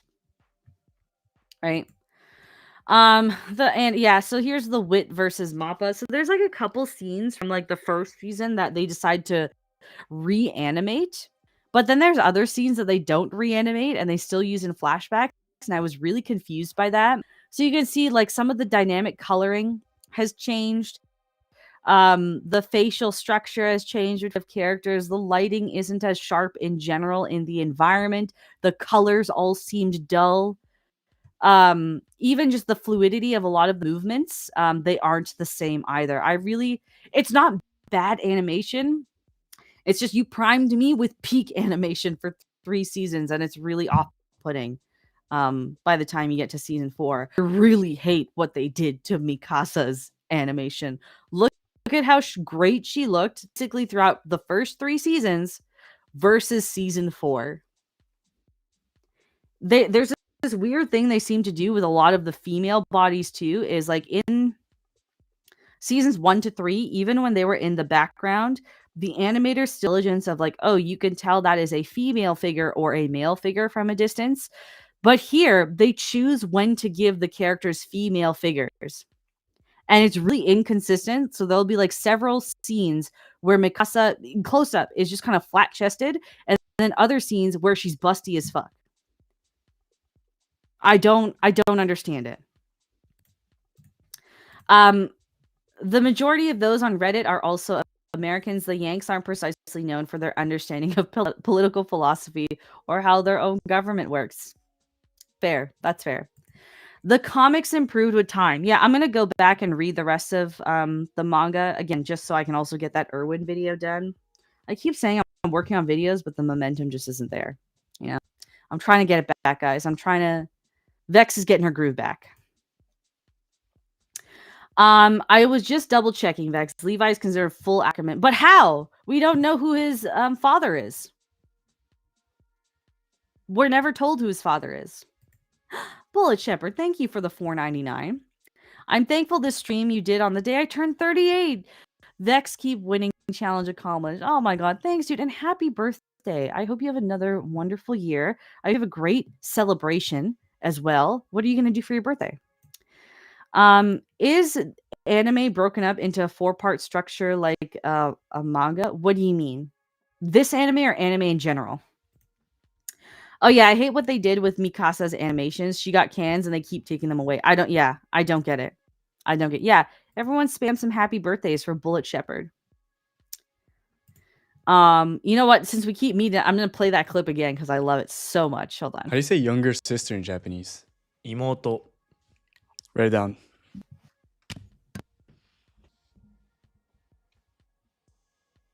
Oh, the left part is woman. Woman? Not yet. Not yet, woman. Younger sisters could be a woman, but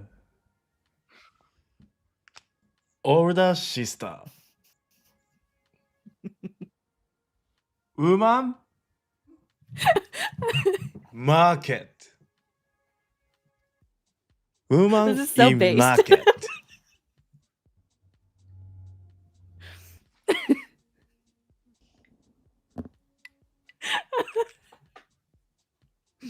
Mother-in-law. Old woman. why you gotta violate them like that? Me? Oh, his face. These two just have this great chemistry. Oh my goodness. Oh my goodness. I love that clip. I really love that clip. All right, where is my... There we go. Vex, I'm gonna eat steak, drink huge stein of German beer like a good Texan when I get off work for my beat. Nice! When do you get off work? Bruh. It's a Sunday. So yeah, the animation, I'm just like, again, it's not terrible, but when you set the bar so high for 3 seasons, it's really disappointing, especially with some of the action sequences you wish you could have seen in the Witsta style. All right, the Eldian lore. Oh god. Okay. We go to my notes document for this one. Okay. So Eldian lore centers around the story of Ymir, a slave girl who gained the power of the Titans, allowing Eldian tribe to establish a vast empire through conquest and bloodshed, only to later fall to internal conflict to Paradise Island, where they erased their memories of their past and built walls to protect themselves from a world that now sees them as oppressors due to their past actions. The Eldian people are now known as the subjects of Ymir and are heavily persecuted by nations like Marley, who once suffered under Elden rule. There was this king named King Fritz, essentially. He learned that this girl had the power and he married her. And he gouged out her eyes so she couldn't see. He cut out her tongue so she couldn't speak. And he raped her until she gave birth to 3 children, Maria, Rose, and Sheena, which are the names of the walls. And she was just subjected to being a warrior otherwise. And one day there is a attack on King Fritz. And she takes the spear for him. And he's just like, get up. I know this isn't going to kill you. But she decides to die anyways. And her spirit, I guess, or whatever, is defaulted to the past. Hold on, let me find a picture of what the past looks like so you guys get a visual for this. The past Attack on Titan images, because sometimes it helps to have the visual for you. So this is basically like a metaphysical realm that all the people of Eldian descent, this is Ymir, this little slave girl, right? They can all connect to like this kind of desert area, and these paths here are the of the Titans to this tree. It's very much that I'm gonna say this wrong, the Yggdrasil tree in fucking Norse mythology. It's the same idea. Even visually, you can see it's the same kind of idea. So they're all connected. And this is how there's times where Eren is able to like mentally communicate with all of these people without actually having to talk to him. So here's an instance of that in the anime, right?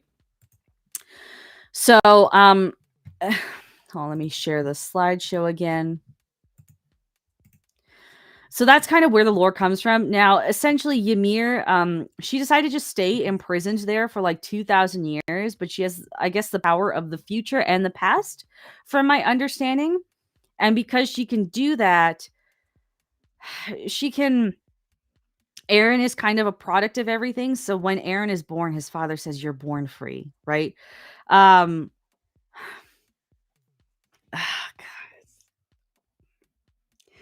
But like Eren is also, so Eren kind of convinces Ymir to side with him. She's like, I can give you freedom. I can help you exact your revenge. I'm giving you the choice to choose finally. After so many millennia and after an actual lifetime of being forced to do things, I am giving you the choice to choose. And Ymir chooses to side with Eren, who takes revenge on everything. So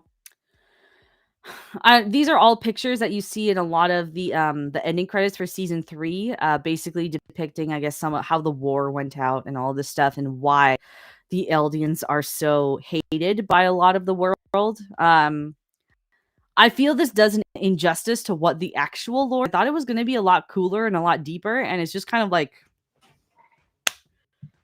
it's like slapping fucking singles cheese onto a slice of toast at Gourmet. You know what I mean? It's just really underwhelming. I don't know a lot about anime. From what I was told, Western content is broken up to 3 parts, beginning, middle, and end. Manga is broken up into a 4-part structure. In all honesty, I'm really not sure.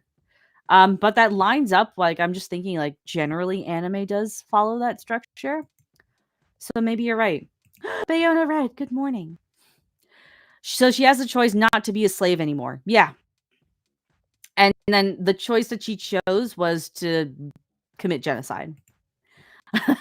Thanks, Vex. Fun explains the Eldians correctly. Yeah, it's weird because the way that this lore is told in or like shown in the anime is all over the place and it's really convoluted.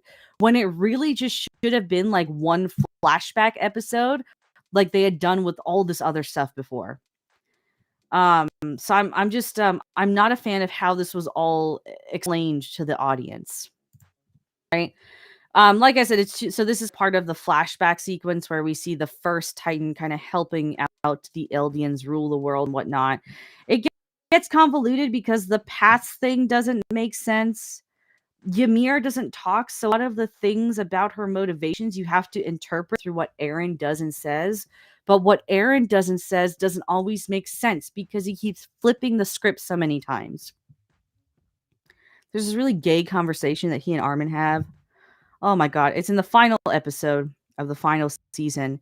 And essentially, Armin ends up, like, after all of these people have spent so much time trying to stop Eren from committing genocide, and knowing what he's doing is wrong, and knowing that he has to die, Eren's just like, oh, I care about you guys, and I don't want anyone to hurt you. That's why I'm killing the rest of the world. And Armin's just like, thanks, bro. I appreciate that you killed 80% of humanity for me. What? What? It's so dumb.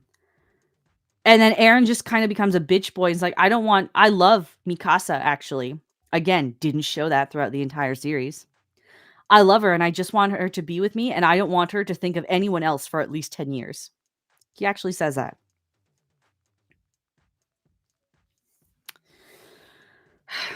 I think, and they keep mixing in all of these, the stakes change so much to keep up the momentum because, like the first season, especially, the pacing was so good because you were learning about different things, you were introduced to different things, and it feels like they were trying to mimic that, but because we know so much and we've seen these characters grow, and now you're dumping in all of this lore basically in straight exposition instead of showing us. You're building momentum and pacing over just keeping shock value instead of genuinely building up your world and characters. And I had a lot of issue with season 4 because of that. I heard the final episode got most hate from the fans. Yeah, like it was dumb. That's really all I can say. It was dumb. Sorry, let me blow my nose.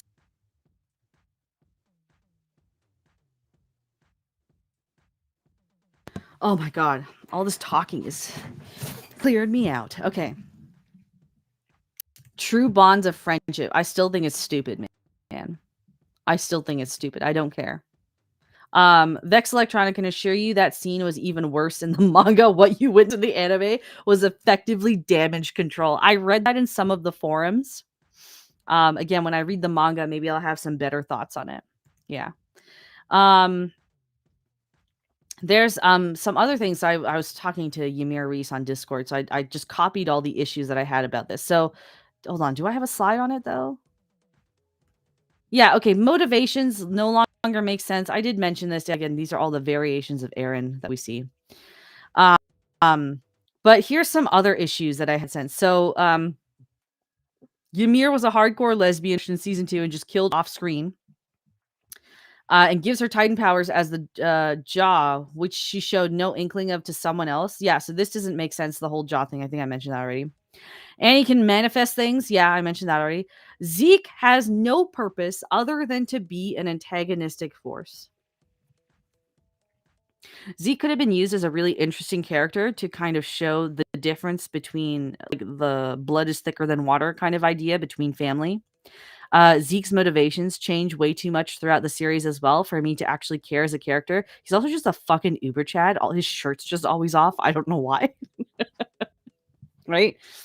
But he ends up getting stuck in the pathways metaphysical world when it's over the Beast Titan. It's not really explained why Eren needs the Beast Titan fully in order to become the founding Titan. Like, that was a huge thing, and it's not well explained or even shown to us. And even when Zeke dies, Eren still has all the same powers he had before. So it's just like there's this entire like mini plot line where it's like we need to kill Zeke in order to stop Eren, but it doesn't stop Eren when they kill him. I'm really confused by that one. Zeke's just kind of like broken. So like there's parts of his character I get like I can understand and vibe with, like how he goes through the arc of understanding who his father really was, and how his father felt regret and how he comes to terms with that. But otherwise, I just feel like he had no piss. Levi is just consistently there to be a cool guy and doesn't really progress much as a character. So much like Hanji, as the command leader, and Armin, also as a leader and why he was chosen to live. There's characters that you can give development to, and it would actually be better for the story. But Levi is just kind of like this placeholder, like, oh, we need a cool action sequence. We need to keep Levi alive. Wasn't a fan. Armin was saved in place of Eren, and we see zero development of him trying to attain the role he was saved for. Yep, there you said that. Mikasa is stupid, off the walls, fucking stupid, just to establish states. They keep making her flip flop between saving and killing Eren.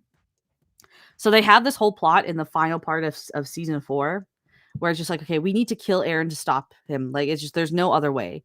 And then she starts crying like a baby back bitch as they're going to do this. Being like, I can't do it. My head hurts. Oh my God. I think I have cramps. I was just like, you've been this just strong, stoic character for most of the series. And there were touches where you could see there was a heart behind there, right? And it was just enough to make you an enjoyable character. But to just go full bitch mode, I wasn't a fan, man. I think she actually became one of the worst characters of the series by the end of it. Vex Electrona, funnily enough, Isayama repeated the tradition of Devilman, Evangelion, and Berserk of the Ocean of Blood and Tears. I knew I had seen this somewhere. Thank you. Thank you. This sounds like Lost to me, where the first few seasons were great because you didn't know what was happening, but became, yeah. Oh my God, this is a great comparison. I think Lost is a fucking terrible show for this reason. Fucking JJ. Yeah, can't trust JJ with anything. Do you think Hollywood studios might do a live action movies or TV shows of Attack on Titan? So we did discuss last week that there is supposedly an American adaptation, but there hasn't been any news on it for a few years now. And it would be an adaptation of the Japanese movies instead of the anime. So I don't want to see one just because I don't think this is just a problem I have with a lot of anime throughout the decades that have been adapted for a Western audience, is that they don't understand East Asian values as much and how those play into how characters and story arcs are built. And so it doesn't translate the same. So like a great example is Sailor Moon, for example. When they did the dub for that to introduce it to American audiences, they totally misinterpreted a lot of the romantic overtones and adjusted it for a Western audience. They took away the lesbian romance as well to make it more suitable for a Western audience, even though it wasn't really heavy and actually was a positive part of the relationship between Sailor Uranus and Neptune. So they did the same with like the Death Note movie. I don't know if anyone saw that, but again, a lot of the overtones of just what Japanese culture embodies like day to day completely lost in translation. Vex Electronic, granted, Anno finally gave Evangelion the ending with Thrice Upon a Time. Okay. Wow, that sounds so much like Star Wars sequel trilogy. Who would have thought? I guess this is just a thing, right? I like where Jean and Connie end up, but the time skip forces it and it feels unrewarding. So they end up kind of developing this brotherly bond, and like Sasha is a part of it before she dies. But again, because you skip through 4 years of bonding, I don't feel it as hard as you try to make me feel it by the end of the series. The whole Hizuru subplot went fucking nowhere and was absolutely pointless. They came for resources but forgot about them. So Mikasa is the last Oriental within the walls, right? And we learned that she was actually a leftover member from this clan, from this nation called Hizuru, which is basically Japan in this version of the universe. So their lady or prime minister or whatever came over for peace talks and to say like, hey, we're not with Marley, but also you guys have resources that we want to use that would make us really wealthy. And then that entire subplot is forgotten. Then the Hizuru people are just there so that they can have plot conveniences galore happen, so that the ending can happen. That's about it. What resources? We don't even see the resources come up too, is the other thing. It's brought up once and then we never hear of it again. Yelena, oh my god, that's who I forgot to add to the character chart. Yelena. I knew I was forget. Oh, and I forgot the black dude as well. Fuck. Okay. There's these two people, Yelena and Ooga Booga. I forget his name. He's a black dude, right? But it's funny because why is her skin black? I thought it was funny. But Yelena and Ooga Booga, basically, they hate Marley as well, and they want to help Eren.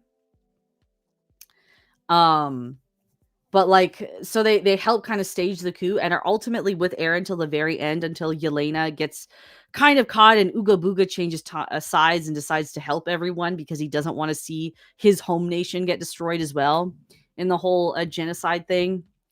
So Yelena's motivations just don't make sense at all. Like, it's not really explained why she hates Marley, because she's not Eldian, she's Marleyan. So I don't get why she hates them. And I don't like her motivations to support Eren also are never really explained. She's kind of just evil for the sake of being evil. Fuck, I can't believe I forgot two people on my character chart. I'm really sad now. You know what? Hold on. I'm going to add it real quick into the character chart. You guys can watch me add this in. Okay, Yelena. Yelena, Attack on Titan. Yeah, she's got this ugly fucking bowl cut as well.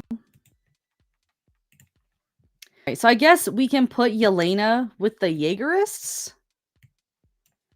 I think she's probably best added here. So she's dead. I'm pretty sure. Yeah, she's dead. Okay. And then Ooga Booga. Where is it? Black dude, Attack on Titan. I can't remember how to spell his name. Onyekopon. Copy image. Here is Onyekopon.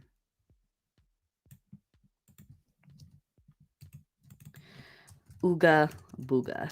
Okay. And I don't think he's dead, actually. I think he survives by the end of it. So we're going to change his to white. Okay. There we go. He ends up becoming a good guy. All right. There you go. No, she lived? Oh, fuck. Okay, let me change that. Okay, there we go. All right, Yelena lived. Sad. Okay, I gotta remove her Death Star as well. Is his name? No, it's Onyakapod, but I couldn't remember that, so we'll just say Ooga Booga. All right, so I don't understand she evil and obsessed with just... Yeah, it's never explained. Again, character motivations, the work is not done. Also, hold on. Good morning, Sathy. Go check out Sassy Eater today. She's live in 2 hours on her channel for some interesting topics. And good morning, Cannoli. You guys are up nice and early. Tomorrow is Breaking Dawn Part 2. Yep. Oh, yes. So yeah, I'm not a fan of that. Sorry, let me just pull the slideshow back up.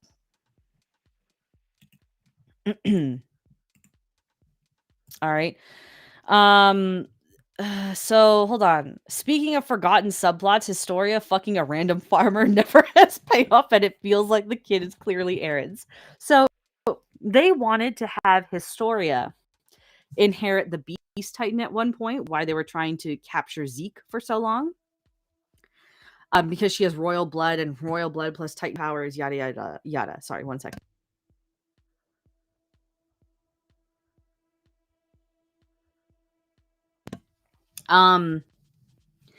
So there's this rumor that apparently if you're pregnant, then you cannot inherit the power of a Titan. So she apparently goes and fucks some random farmer and gets pregnant. And we flash of the kid in the final moments of the final episode. And it clearly looks like Eren. So I don't know. That's not really clarified in any way. But I think Eren, you know, got one final nut in there before he went off to kill the world. Her whole subplot goes nowhere, though. You guys fought so hard to get her as, and she doesn't actually do anything, nor does her being a queen actually help anything, because we see at the end of the series, after they defeat Eren and everything, that the people of Eldia are still developing an army to fight the outside world. So I don't know how good of a queen she is or how useful she is as a queen if, like, she literally just took the title and is off playing, like, Farmer Sally. It's so stupid. So stupid. I really think creator Attack on Titans didn't have a plan on how to end his manga. Yeah, this is what Ymir Reese was telling me, is that the ending changed several times, and apparently he just wanted to get it over with. Rumbling in her poon. Again, Eren gets a hot glow up. Let him rumble. Let him nut, guys. Hashtag let him nut. All right. What else did I have here? The Annie Armin ship came out of nowhere. Again, this is where another season would be useless. The entire Mid-East war that opens season 4 was utterly pointless and established nothing. So so like the first 5 or 6 episodes of season 4, it's basically establishing like what life in Marley is, how there's all these segregated Eldians in Marley and how they're used for war. And there's this Middle Eastern conflict that they have that's supposed to basically lay down how Eldians or how Marleyans fight or whatnot, and how the Titans are used in battle. So the Cart Titan and the Jaw Titan in particular. We see Reiner and Zeke in there a little bit. And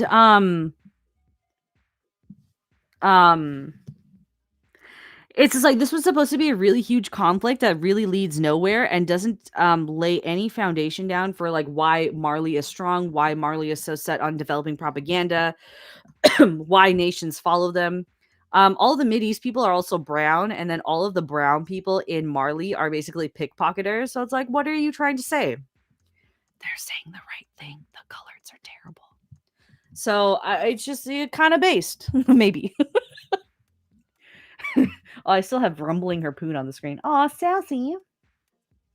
Thank you so much for the $1 or the 99-cent rainbow. Thanks, girl. By the way, guys, because we overshot our super chat goal, you have the choice, okay? I can either read this totally an excerpt from this totally terrible romance novel, or I can read some more of Ashley St. Clair's text messages to Elon Musk. You choose. What happened to No Glove, No Love? They ain't got no gloves, man. And also a bunch of them died, so they have to procreate, you know? What do you think the ending should be before for Attack on Titan? That's a good question. I think here's a better thing. I don't know what the ending should be, but here's how I would kind of fix some parts of season 4 in particular. And I think my next slide kind of dives into this. Okay, yeah, we'll do a new picture. Okay, so you can see the animation changes. So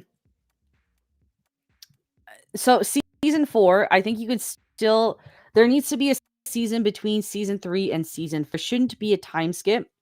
There should be an additional season there where you kind of understand, first of all, Eren trying to come to terms with seeing the future and trying to change it. You don't have to show what the future is. That is a thing that you can totally hold out on, because they were able to do it with so many other characters for the series, like the 3 seasons, right? Okay, I have 2 votes for Musk stuff. Okay. One romance novel. So that's one way. So because I want to see how Eren does that shift, because he is the main character for most of the series.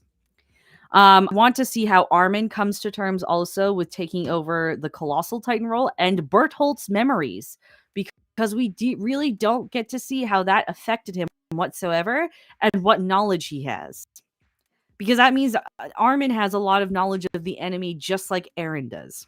So we that. How the characters form more bonds. Again, this would be kind of similar to the pacing of season 2. So it'd be a shorter season. Sorry, blow my nose.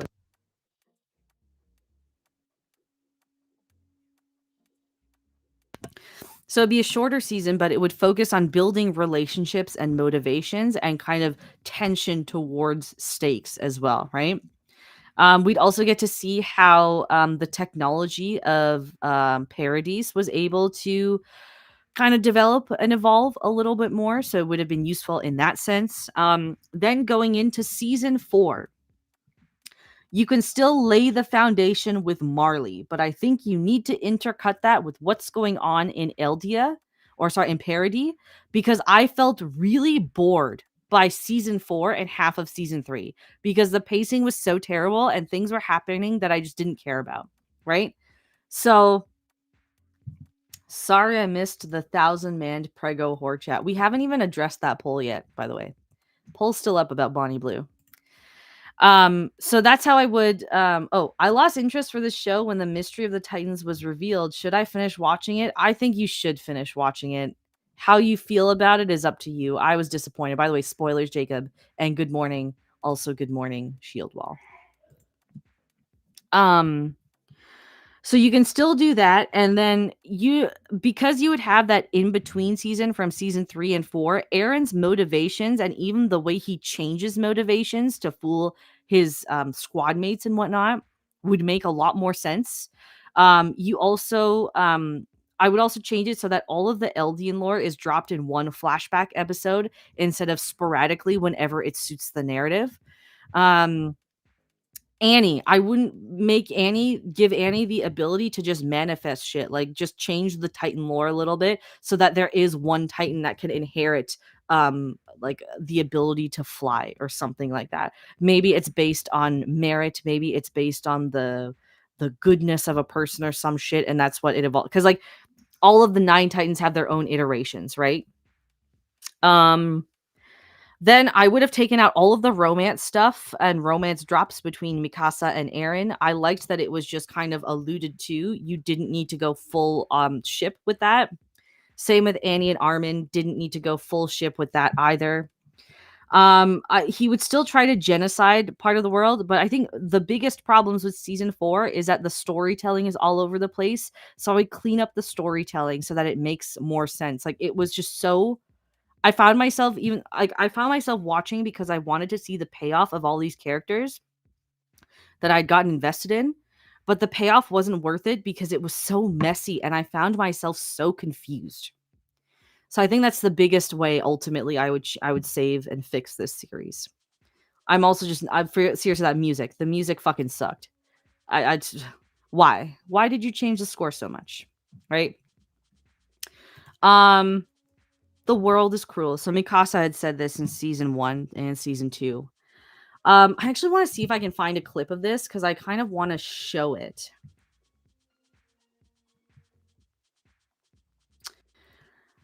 I don't know if my internet will be able to show it yet. So Attack on Titan final credits.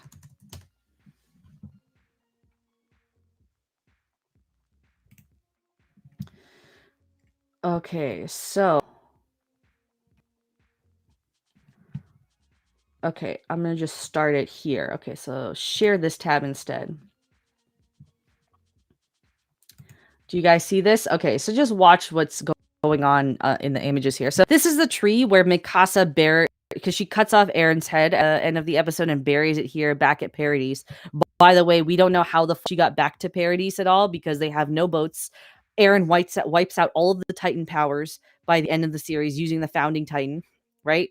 And if she did go back, basically the government would execute her. So that doesn't make sense. She has children. She lives a happy life or whatever. Get attacked by the outside world. Yeah. I really, really hate this ending. I just want, like, I'd really much rather just see the characters be happy and leave it by that. But I understand, like, again, it's like, it's not like it's wrong in saying that, yeah, we can't eradicate envy and greed, so we're destined to always fight. It's just, again, there's so much leading up to the ending of the series that feels like it's just like, oh, I'm going to undo this so I could maybe make a sequel, but in the future. I'm not a fan of it. Not a fan of it whatsoever. Let me reshare this. So by the end of all the Titans and the mindless ones are gone. Yeah, so using the power of the founding Titans, because like what Zeke's plan was, is he wanted to use founding Titan to eradicate Eldians. Because he's like, if there no Eldians exist anymore, then that means there will never be war again because the enemy is gone. So he was going to take away their ability to procreate, and basically all the Eldians would die out in like 100 to 200 years. Naturally. But what Eren does is he takes away the power of the Titans altogether, so everyone is just normal now, and you could tell someone was a Titan with a blood test, apparently. So Eren does that as his final thing, and it turns out, oh, he was actually good in the end because he saved all of them by taking away Titan powers. So why kill 80% of the planet? I don't know. Bro, I don't know. But Titan powers have been exterminated from this world. But yeah, I just was not a fan of this. Also, like, when we see Ymir going through this flashback and finding a tree, she's being chased by the dog. Whereas this boy is companions with a dog. So I guess, like, maybe you could interpret that the outcome of this, if there is, like, another mystical Titan creature or something there where Eren's head was buried, that the outcome will be far better because it is no longer a being that's driven by rage and revenge, but more one that is curiosity and almost harmony. And it's peaceful too, right? This isn't a peaceful boy. Or sorry, this isn't a disrupt. What's the word? A stressed out boy or anything. He's just wandering. I don't know. So how would I rate seasons 3 to 4? Season 3, God, the first half was so bad, but the second half was so good. So I'm gonna give it 7. I cried when Erwin died out of 10 for season 3, just because that first half of the season is so terrible. It is so poorly paced, and there's no payoff for it. Season 4. Season 4 is not necessarily bad. Again, it needed another season in between to make it all land, and it feels, because it goes so much harder into the darker parts of war, it feels like I'm watching a different anime. So I'm going to give it. I liked some of the fight sequences. I liked that Eren got hot. I liked that. I liked some of the relationships that formed. Again, even though they didn't do their due diligence, I didn't like how confusing and all over the place it was. Didn't like how slow it was. I think I give season 4 like a 6 headless Erens out of 10. Yeah, see, Lucy Ma's got it. Like, it was rushed. Also, good morning. Or good afternoon now. It's 12:23. Lamented. The Japanese have little qualm with ending things on a tragic note. Yeah, that's true. They deal with it better than we do. Yeah, it's not a bad thing necessarily. But yeah, like Lucy said here, it's very rushed. There's way too much that is dropped in season 4 that an additional in-between season would have helped with a lot. I'm not a fan of the way that everything was just kind of thrown at us, and like there's just inconsistencies galore that show that Isayama clearly didn't know where he was going with the series. I think he had a general idea of where he wanted it to end up, but the finer details of it, you can see that he's just throwing whatever sticks to the wall. If this series got a remake, like just like if this got like a second anime, right? I would like to see it fix all the problems this series had. I really feel like this show also started too early. So like the first season was in 2013, and then it was 4 years before we got season 2 because the manga was still catching up. So if they had waited till 2017, 2018 to start making the anime, I think a lot of the issues when it comes to pacing and exposition would have been solved. Just because then the creators would have been able to better kind of tweak the little things here and there, like they allegedly did in the final season to make it a bit smoother. I'm not a fan of how this series ended. The emotional weight isn't there either. Like watching the ends of seasons 1, 2, and 3, it's just like because the time and dedication had been there, I really felt all the pain and confusion these characters felt. And I didn't feel that in season 4. There are no solutions in life, only trade-offs. Yeah, which is like there's some ending messages that I do walk away with now that I've watched all 4 seasons. So the first being there's no true freedom. Individual freedoms will naturally clash and oppose each other. This is a reality that should be accepted. And this is something that Eren says to Mikasa and Armin at a few points. The eventual clash of freedoms will lead to conflict. The conflict is inevitable. This is what that final credit scene is basically saying. I get it. I know it's there. I just like after all of this fucking depressing shit, it would have just been nice to leave it on a happy note. So as long as there is more than one person living, humanity will conflict. This is why I kind of think Zeke had the better idea. If the Eldians got completely erased, it would eliminate the parity conflict. But then it's just because it's in our nature, humans would just find someone else to fight, right? So although conflict is inevitable, hate and violence are never the answer. Humanity should always try to communicate to resolve conflict and seek for peace. And that ties into that never-ending cycle of hate, right? Communication will lead to connection. Life is not about a grand goal that can be pursued. Life is about the little connections you make with others and the beautiful moments in establishing these connections. Yeah. And the ultimate form of connection is love. To love somebody is to accept them for who they are. And I think that's what they were trying to do with Mikasa at the very end. Wasn't a fan.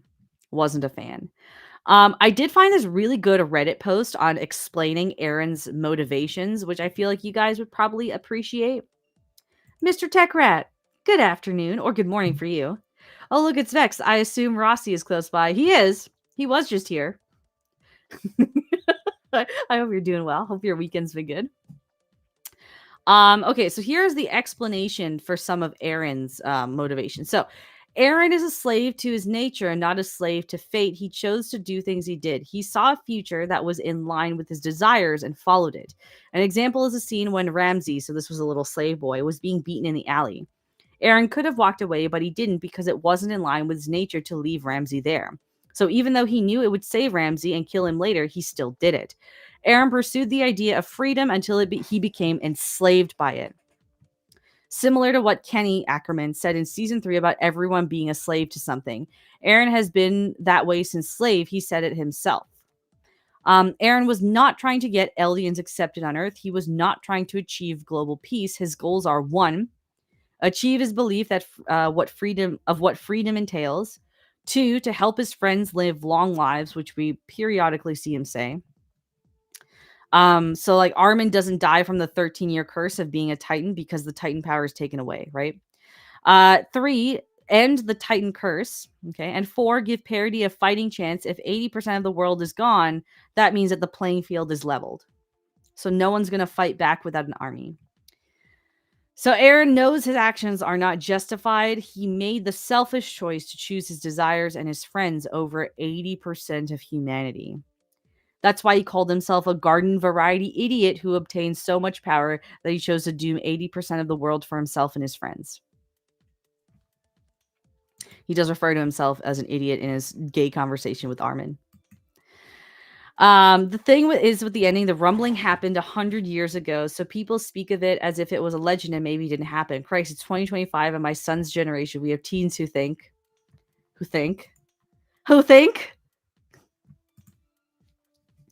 I got the feeling the creator will do a new manga and anime because of the final episode and credits. Maybe. I'd like to see a redo of this.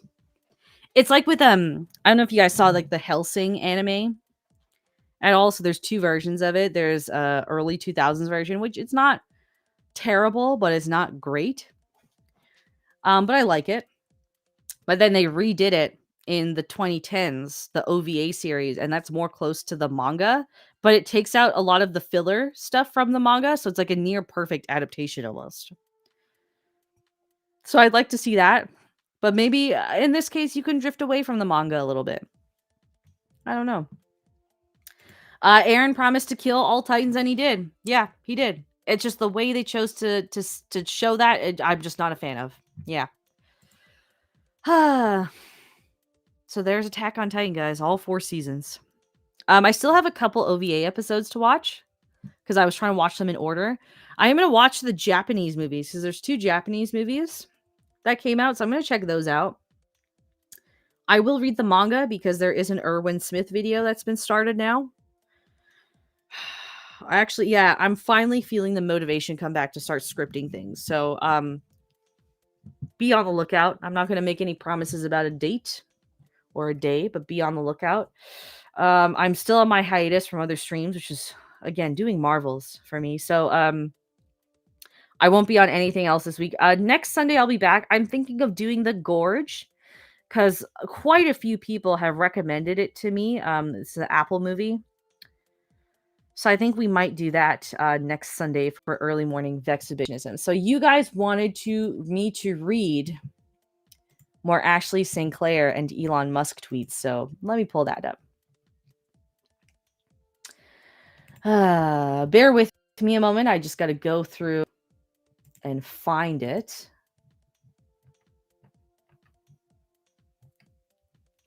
Talk amongst yourselves. Talk amongst yourselves. It's funny, like I tried to bookmark some of these and it wouldn't let me, like Twitter wouldn't let me bookmark it, which I thought was pretty crazy. Let me find all of them. Hold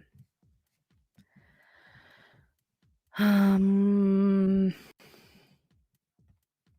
It was in like one chat I'm in. That's what I'm trying to like scroll through and find.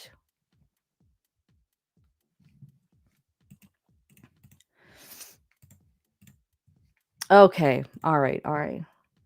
God, no, please no. Why, Shield Wall? What's wrong? What's wrong? Tell me. Listen, you guys wanted this instead of a romance novel, so I have to do what the chat mostly wants. I'm sorry. If you do that Erwin Smith video, then you will really be twisting my tibbles. I think he's seriously a great character. He doesn't get a lot of screen time, but I think with the screen time he's given and the exposition he is given, it builds a really formidable character. Like, I really like it. Vex, do you remember the meme? It's glorious. Which meme? Oh, you came just in time. Also, like, sorry, spoilers, Mr. Techrat. But if you want to go back one day, and I'm gonna post a screenshot of my flow chart on Twitter, so you guys can take a look at where it ended up. But yeah, I did post another meme on Twitter. I'll show that afterwards. Okay. Ashley Sinclair messages. All right.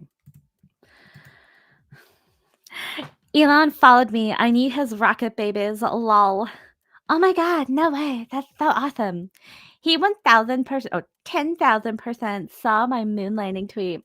I'll take one for the team and seduce Elon and get in a rocket to see what's up. Oh, you must for the sake of society.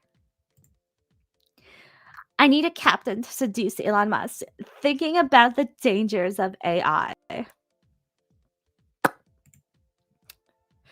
Hold on, let's see. Does this thread go back? No. Okay, I gotta hold on. I gotta stop sharing this thread, and I gotta share this one. Do you guys see it? Yes, you do. Okay. I get credible death threats. The Daily? I don't know. I'm number 2 after Trump for assassination. Wake up. This is not the time for sentiment at the expense of safety. If I make a mistake on security, R will never know his father. That's why the father spot on his birth certificate is blank right now, E. And why he has my last name. Necessary for now. Only the paranoid survive. I understand. Apologies as Eva's text upset you. There's been incredible discretion used here, as will continue to be. The threat level will reach insane levels until the election is decided. Loose lips sink ships. This is so gay. This is so gay. Oh my god. Hold on. There's like a picture of Ashley Sinclair like sending a picture to Elon. Messages. Let's see if it shows up there.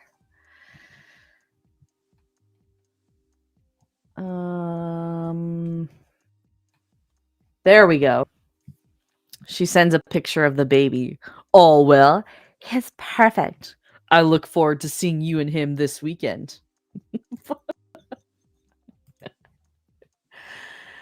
This is so dumb. This is so like, are these like being an adult? I'm like, is this how adults are?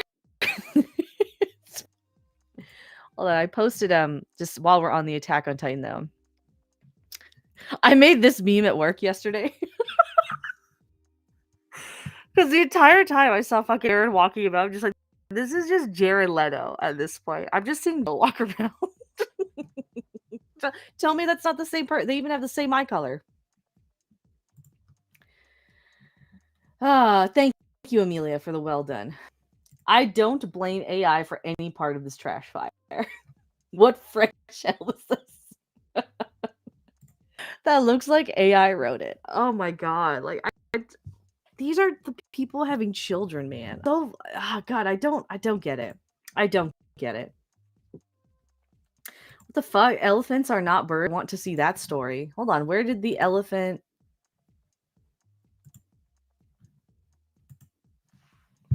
Where did you see that? Elephant. Hold on. I'm just going to type it here. Elephants are not birds. She wrote a children's book?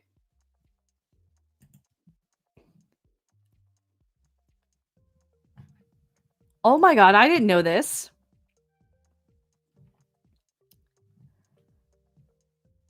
For those who are new on here, one of the things is being a children's book author. Elephants are not birds to help children build a solid foundation of identity in a world that can be confusing.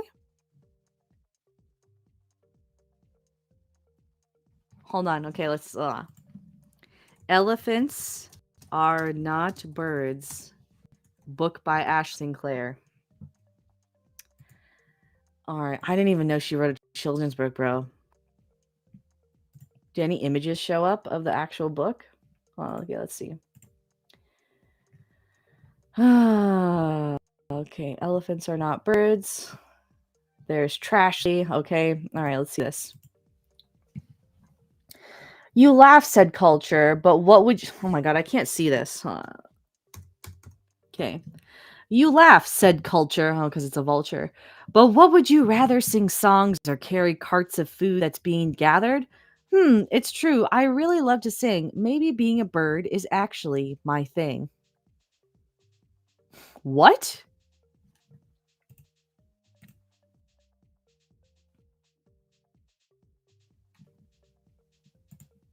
What? What? Okay, let's see this one.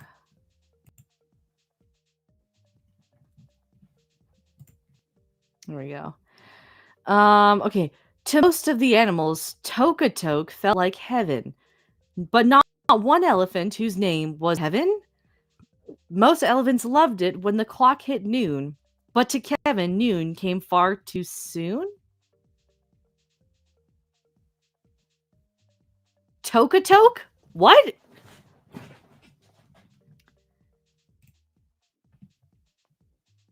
Kevin slumped down, feeling upset. His head hung low as could get. While Kevin was sulking, he smelled something smoking. The big white pine with fire was choking. Bro, what?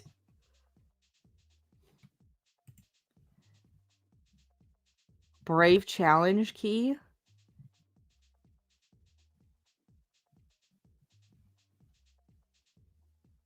Culture Team Brave? Team Brave will be facing off against Culture in today's challenge. All of you, the children, will be on Team Brave, and I will roll for Culture. Your goal is to score more points than Culture. Be the first objective. This is weird. Kevin the elephant has always loved to sing. When a vulture named Culture suggests that Kevin is actually a bird, he embarks on an adventure exploring reality, identity, and truth. Kids will love following Kevin's exploits and participating in the Brave Challenge, a collection of games and discussion questions to help children think through the topic of gender identity. This is who Elon fucking nutted in? This This chick is insane and Elon put his dick in it. Oh my god. She's like a knockoff Dr. Seuss. It sounds like an elephant is smoking. Sorry, is the window that I'm on not showing to you guys? Hold. Sorry, I was on this tab this whole time. My bad. My bad. Mr. E, good morning. Or good afternoon now. Dumbo gun sue somebody. So it's about trans elephant. Take care, Amelia. I'll probably see you hanging in chats later. So it's a grooming book.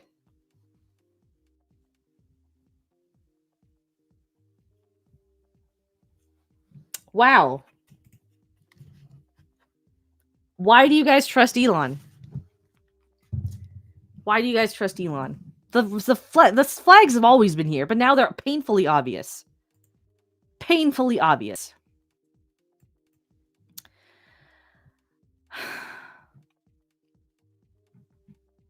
Y'all are cray. Y'all are cray. All right. Anyways, so yeah, that's what's I'm trying to get on top of content for. I have some time, so I'm gonna try and work on content more.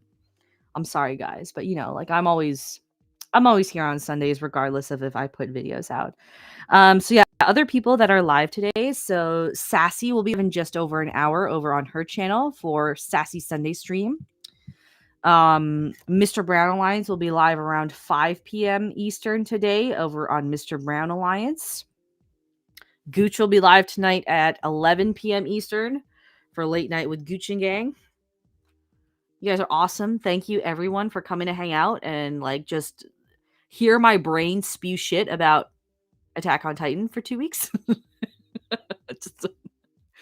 I've got a bunch of videos to watch, like on lore and whatnot. Apparently, there's Ymir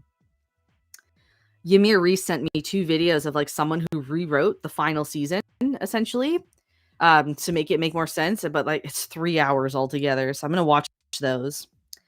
But yeah, you guys are awesome. I really appreciate you guys. It's always like fun interacting with all of you every Sunday. And I hope you guys have fun over here as well with how weird and gross and degenerate I can sometimes be. So everybody have a wonderful Sunday. Have a wonderful rest of the week. Be grateful for the little things you have.